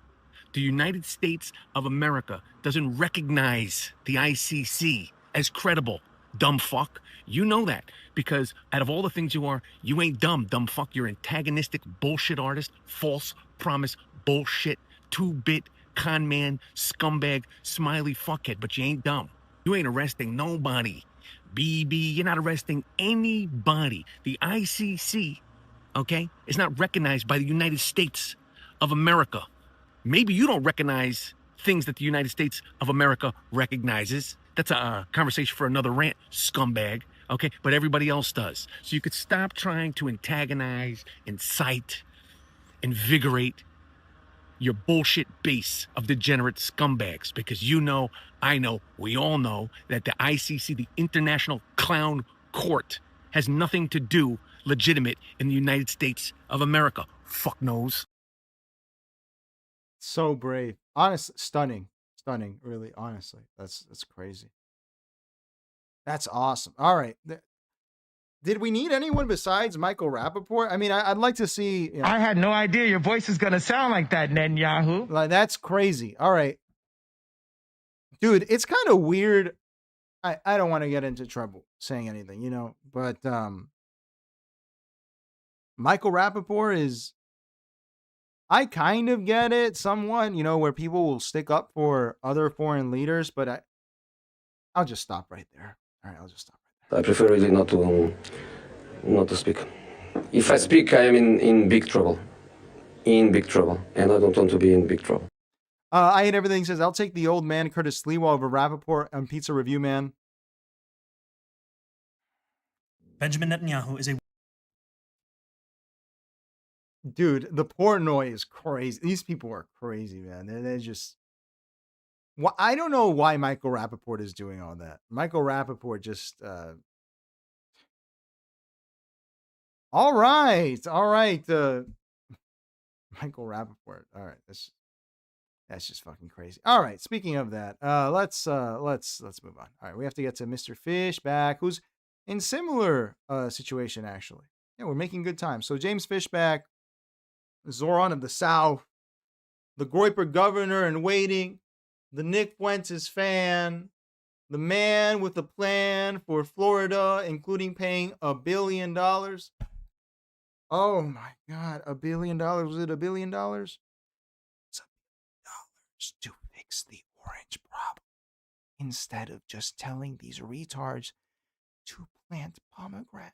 Just woke up in a fucking steaming mood, yeah? Because I live in a shithole! Let's check in on Mr. Fishback. We haven't caught up with him in a while. Fishback on trial. This is the thing, man. We're going to get to the trial. As I said at the start of the show, Everywhere a Hispanic man or woman in this country tries to do something, you will find the boot of the white man on their neck. Mr. Fishback, my Colombian brother, I need to have a list of the Hispanic brothers and sisters. Dalariza, AOC, sort of. Fuentes, Fishback, Rubio, Valerie in New York. I forgot her last name. Tio from California. Amazing. We stick together. We gotta stick together. Don't ever forget about that. That's all we've got. Anyway, let's check in on how his campaign is doing in Florida. First, I wanted to show you this bipartisan support that's happening here. Hi there. I'm Vice Mayor Charlotte Gillis.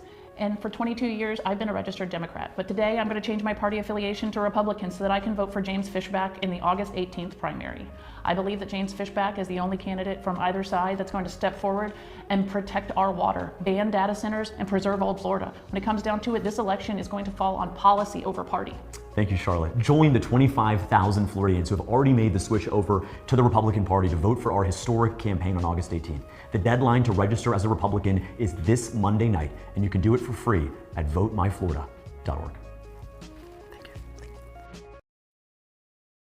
Pretty crazy, huh?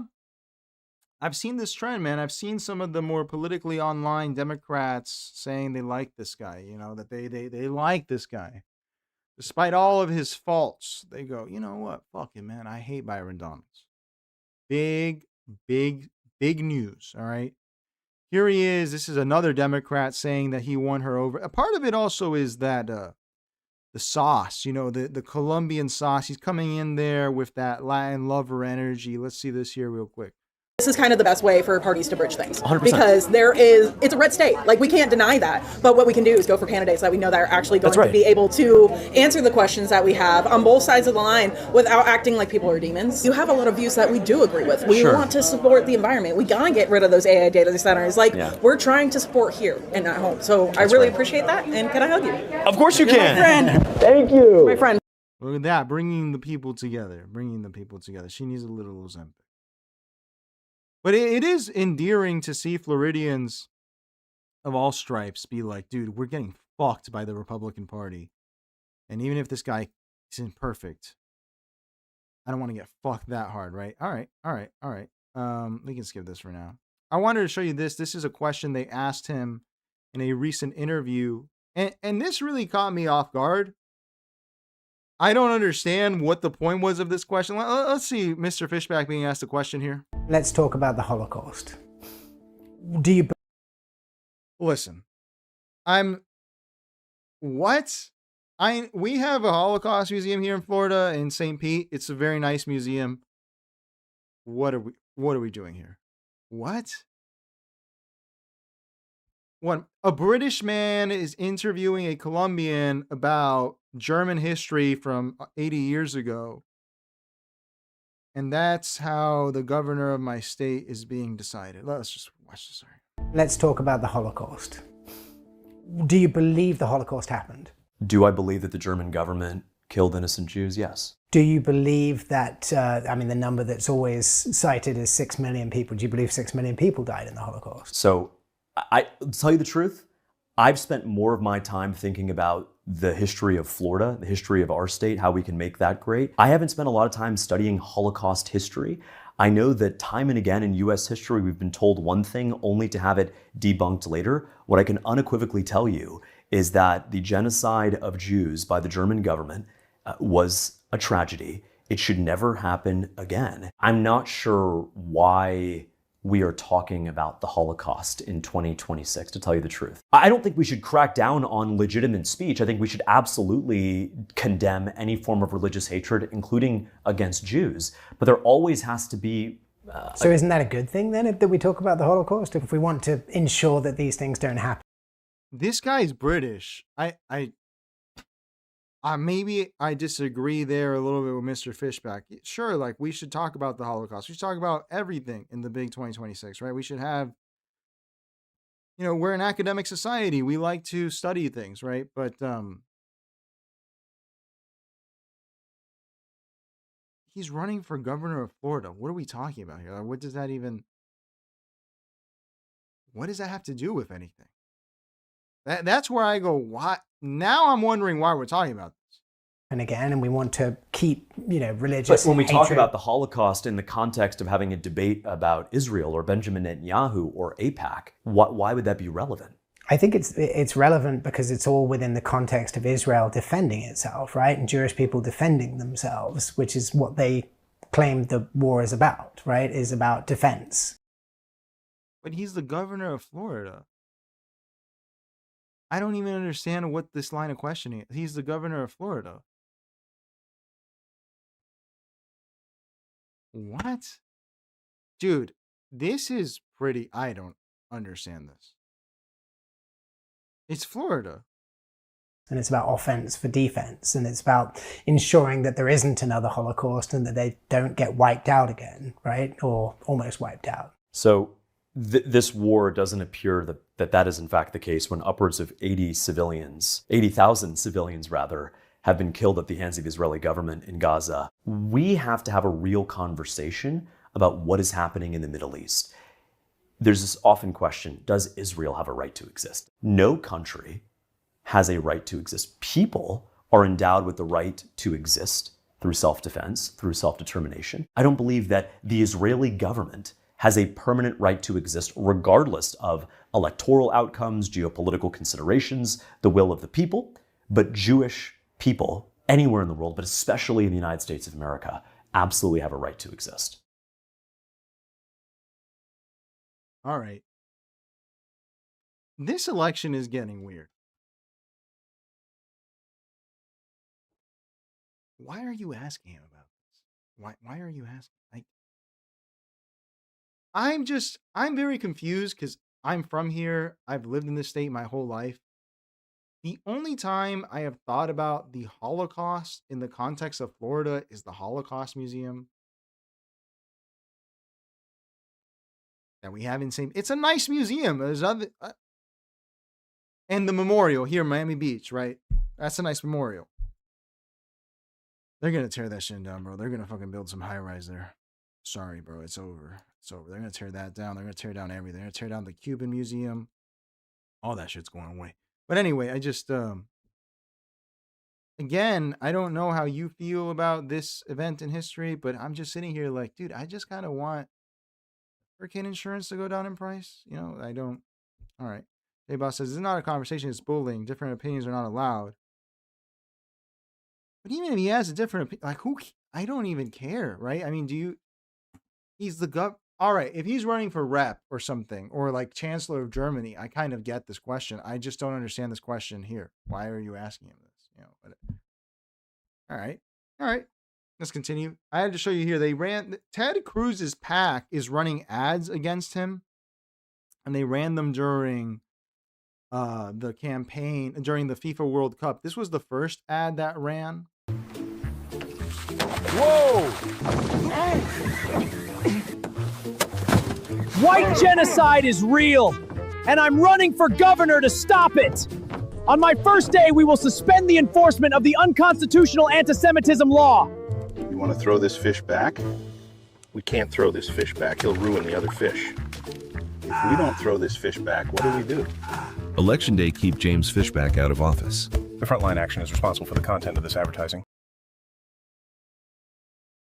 This is crazy. This is dude, there's a difference between using AI slop for a joke or something. If you won't even, how much money are they saving by using the AI to make this ad?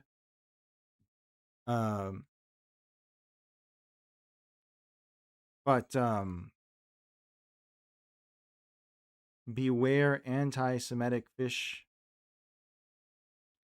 Why couldn't you hire an actor or something? Why would you do it like this? This really shows that you don't care. This is Ted Cruz, by the way, a guy from Texas making this ad. Whoa! White genocide is real, and I'm running for governor to stop it. On my first day, we will suspend the enforcement of the unconstitutional anti-Semitism law. Also, the law in reference to here is the one that you can't support BDS and teach or work for the state of Florida. Is that really such a radical position? All right, perfect. This was the other ad they made. They made this about him and Bilzerian, who's running for Congress here. See this here. This is AI slop as well.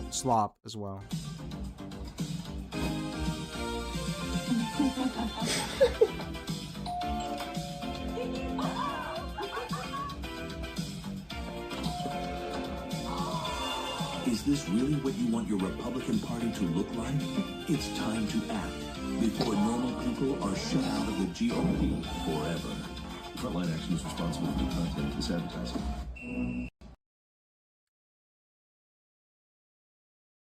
Okay. I don't know who this resonates with. Why are you putting Tucker and Nick Fuentes and Candace in this ad? I wonder if you have to pay for using people's likeness in this type of thing. And then Rashida Tlaib, AOC, and Ilhan Omar. Code Pink with Hassan Piker. And Putin, Lukashenko. I don't know who these other two people are. And then just generic Muslims? Or are these Iranians? And they are cutting the cake and covering it in water. Okay. All right. Amazing stuff. Let's continue. This is what he had to say in response to the ad. That's just pretty crazy. Let's see this here. Dear APAC, you are terrible at poker. You have shown your hand as clear as day. You guys just spent $10 million attacking our campaign in the middle of the World Cup because you know we're about to pull off a historic victory. You know the days of pitting Republicans and Democrats against each other is over. You know that from here on out, we stand with the America First movement that doesn't take millions of dollars from you to send billions of dollars to a foreign country, but uses the money that hard-earned Americans send to their government to build our roads, to protect our vets, to fund essential services, and to pay our teachers, firefighters, cops, corrections officers, nurses, paramedics what they deserve. APAC, you're desperate. You're worried. We see it clear as day. My only suggestion is count the days you have left because your reign of terror is almost over. I don't know if APAC was involved in this, but it was Ted Cruz's company, as far as I'm aware, his PAC. That's Fishback's response. Interesting enough, right? He was interviewed by Tyler Oliveira. I think we can skip this for now because I really want to show him in court. All right, so today he went to court. My Hispanic brother here went to court. You know, they always catch us.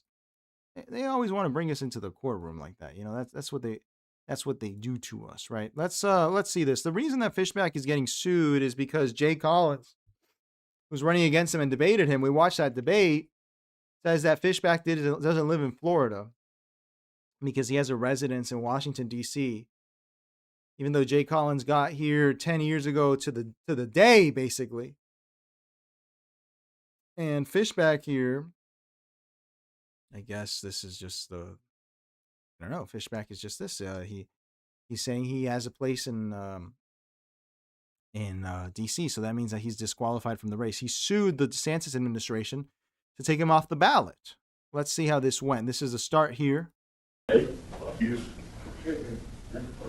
Who gives a shit? Go fuck yourself, you fucking prick. A lot of people are going to go to prison for what they did here. Just let you know, Sean. Here's the bond of everything that happened here. Who financed this? Joyce Cell Block 1.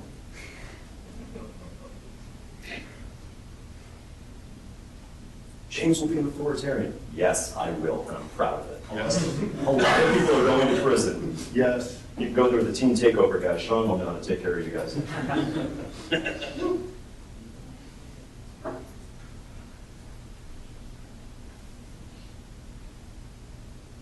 I'm just here.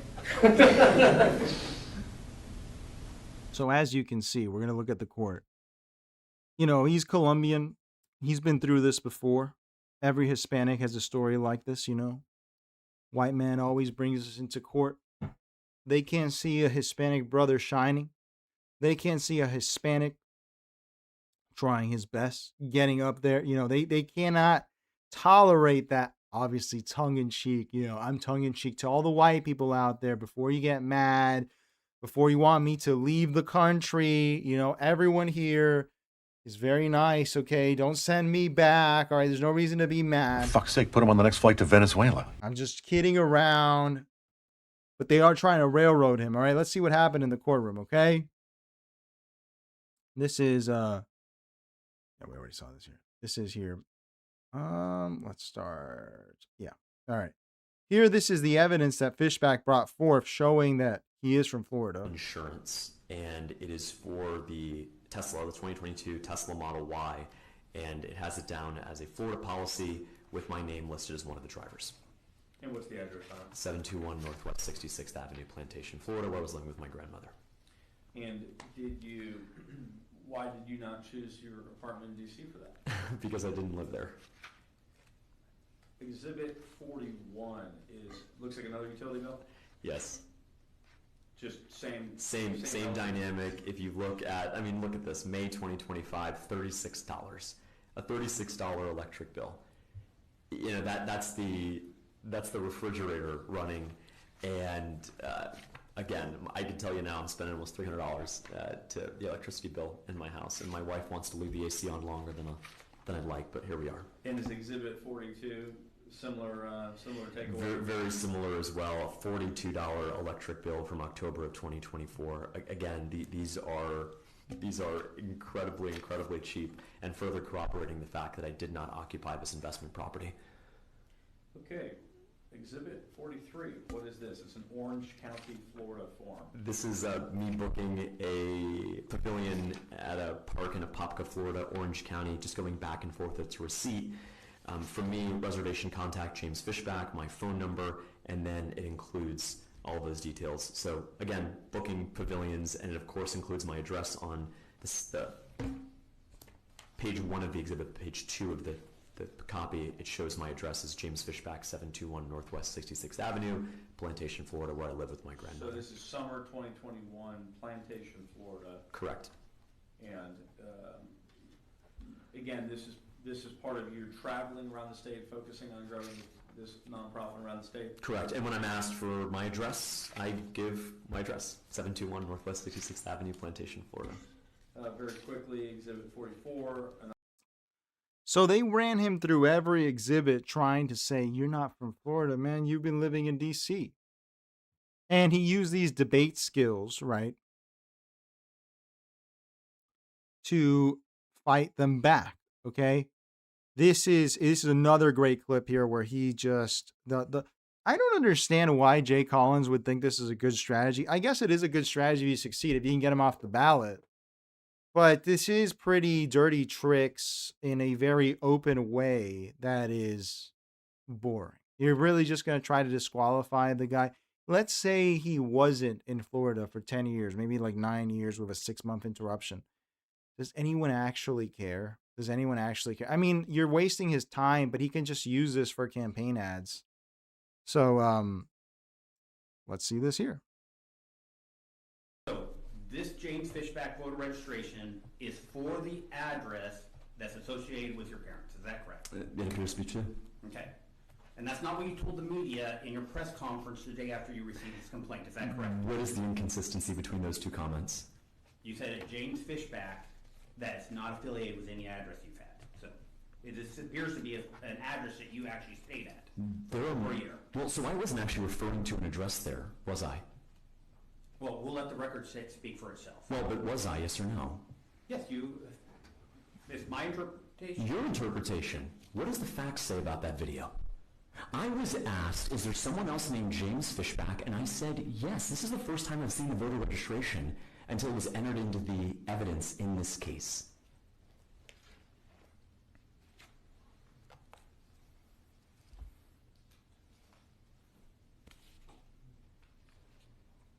Is that your signature on Exhibit 2? Yep. Okay.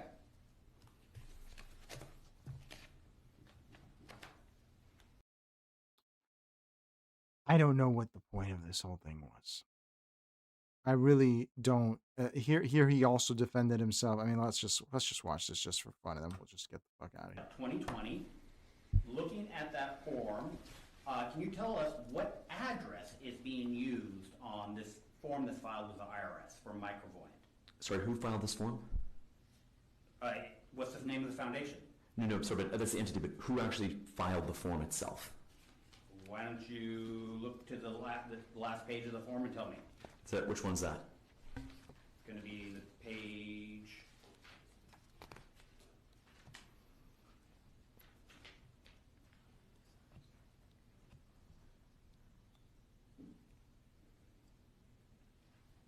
I'm finding it right before the Schedule B. So it looks like about 10 pages in. Okay, and that's, okay. Where's my signature? Or were you what was your position with Microvoyant Foundation? Who is Taylor McElveen and who signed this document? I was going to ask you that. Great, he's a tax preparer. I did not sign this document. Okay. So, you're trying to use it to impeach my credibility, but I didn't sign the document. I understand. Who is he? He's a tax preparer. Who does he work for? He works for the Microvoyant Foundation Corporation. And what was your relationship with the Microvoyant Foundation Corporation? I was the founder. I was one of many employees. I didn't necessarily look through personal paperwork like this. I understand, but we're going to just... This was prepared by your accountant, is that correct? No, it's not my accountant. It's the accountant of an organization that I am one of many employees to. Okay. If the CEO of Dell, if there's an error on the tax returns, we don't try to throw the CEO of Dell off the ballot. But is that, what address is being used? What address did Taylor McElveen use? He incorrectly used an address in Fort Lauderdale, Florida. And what is the date that this form was prepared? November 12th, 2021, Taylor McElveen, Highland CPA, 4131 Raleigh Street, Denver, Colorado, 80212. Okay. And on October 15th, 2021, you did not live on the Spinnaker address. No, and Taylor should have corrected his mistake. Fair enough. So this was the whole trial. I don't know if he won. Let's ask Gemini. Why don't we ask Gemini? Gemini. Let's ask Gemini. Did James Fishback win his trial today? Let's check this out. Let's see. No verdict. After the single day evidentiary hearing, the core issue seeks to disqualify. Final decision on whether he stays in the August primary ballot is expected early next week. How's it looking, though?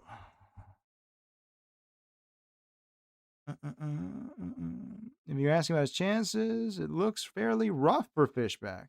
As in ruled, yet the paper trail established during Tuesday's hearing put Fishback on the defensive for most of the day. Collins' legal team brought a mountain of documentary evidence, mortgage paperwork, a deed of trust requiring him to use a D.C. condo as a primary residence for a year, tax filings, and a D.C. homestead exemption that was later revoked, leaving him owing back taxes. Forensic document examiner testified that high confidence Fishback's signature matches his 2020 D.C. voter registration. Under oath, Fishback admitted he did vote in D.C., and he did so inadvertently while stranded during the pandemic, directly walking his previous denials, public denials back, walking back his previous public denials. Fishback tried to push back by explaining he signed the D.C. mortgage in a rush because we were running off to lunch, really hungry, and pointed to low utility bills in D.C., but legally intent and official sworn documents carry heavy weight in residency disputes. Even if Collins wins and Fishback is legally disqualified, it's too late to remove Fishback's name from the physical ballots. If Judge Frank rules against him on Monday, the order won't print new ballots. Instead, Secretary of State will issue an injunction directing supervisors of elections not to count any votes cast for Fishback. All right, excellent. I mean, this is some Florida shenanigans. This is how it works in our state. That's how it's always worked. People will find a way to invalidate you. How amazing. How amazing. So, Jay Collins, I don't understand how this gets you more votes. And if they're not going to print it again, then what is the point of this? Because even if they say, okay, we're not going to count it, the name's still there. People who want to vote for him are still going to vote for him. So is kind of like the ultimate write-in candidate in some ways, where you're not going to beat Byron Donalds unless you really, I don't want to get too conspiracy minded, right? But maybe he likes Byron Donalds and he wants Byron Donalds to win, and this is going to ameliorate his chances, but he's most definitely going to win regardless. I mean, let's check the poly market real quick. Why not? Very likely that he wins. Let's see this here. Byron Donalds. Let's also check it on Vivek while we have this out here. Let's see. That's crazy. Byron Donalds at 96%. Fishback is down to 3%. Hey, that means in 1 out of every 33 elections he can win, and Jay Collins at 1%. So it kind of completely won. So, damn, dude, people are betting on Fishback a month ago. Let's see this here. Byron Cucks are giving you the greatest arbitrage opportunity in the midterms, and you're not bidding. Fishback will win. Watch that 10x gain. 10% is just too low. That sucks for you, man. Fishback has better results on X on some polling. Byron is too swampy. Oh, this is going to be crazy, man. All right. I mean, what does this even look like? Like, what happens if you bet on it? Say you bet like $1,000. You get $3,600. That would require a lot of confidence. Let's check in on Vivek real quick. Vivek Ramaswamy. No, we just gotta look up Ohio. What is this? A court case? Oh no, this is a sports thing. Ohio. Vivek looks in the clear. This isn't great. It's not terrible. All right. He's been gaining. Oh, with that, everyone. That's how it's looking for Fishback. We'll see how it goes for him. They disqualify him. I mean, what did they say? Icarus, right? He flew through too close to the sun. But I'm sure he'll be fine after all this, right? This is just how it's going to work out here, J-Boss says he refused to say 6 million like a boss. The guy has balls. How can anyone deny this now? It's obvious who is making his life hard now. I mean, I don't know, man. It's Florida politics. Florida politics is not really Florida politics is just dirty business. Dirty business, man. If you get involved here, you will be fucked. It's DeSantis played a huge role in this. So it's pretty wild to see. I mean, this is just the way that it goes, man. It's just the way that it goes. Flew too close to the sun, wanted to do something. But he's not going to win. Obviously not. Byron Donalds is going to be the next governor of Florida. And this state is just going to continue to decline into the gutter, into the worst position. But I'm sure Fishback will be able to make some media empire off of this somehow. And if this rules and is against him, I guess he can run in 2036. Which the election will be in 2038. So at like 50, he'll be able to run again in Florida. Amazing stuff. Probably run for Congress. All right, everyone. With that, thank you for joining me tonight for the show. Be sure you like, comment, and subscribe. But also give me money. I need money for the show. Money keeps the show afloat. If you enjoy the show, sign up for the Patreon. It's $5 or $20 a month. The money over here, please. We need the money for the show.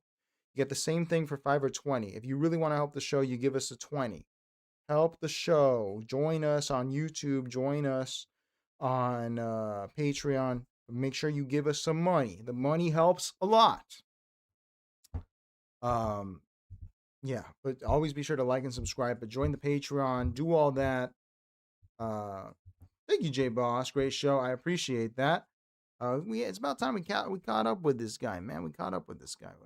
Poor Hispanic brother. Give me the money. The money is necessary. All right, everyone. Let's get the hell out of here. Everyone have a wonderful night. I pray for you to have the protection of BB or something. I don't know. They're not going to arrest him. Good night, everyone. I appreciate you tuning in, and I will see you guys tomorrow. Change the world. My final message. Goodbye.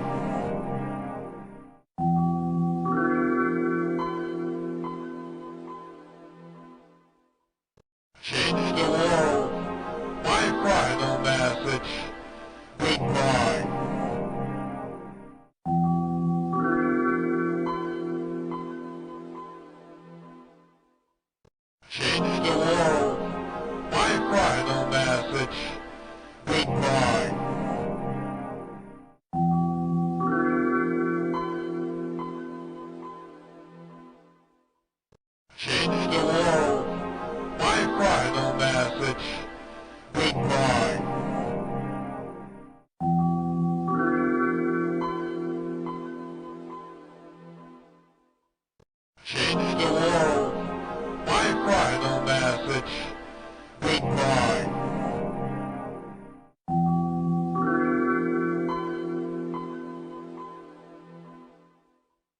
Change the world. My final message. Goodbye.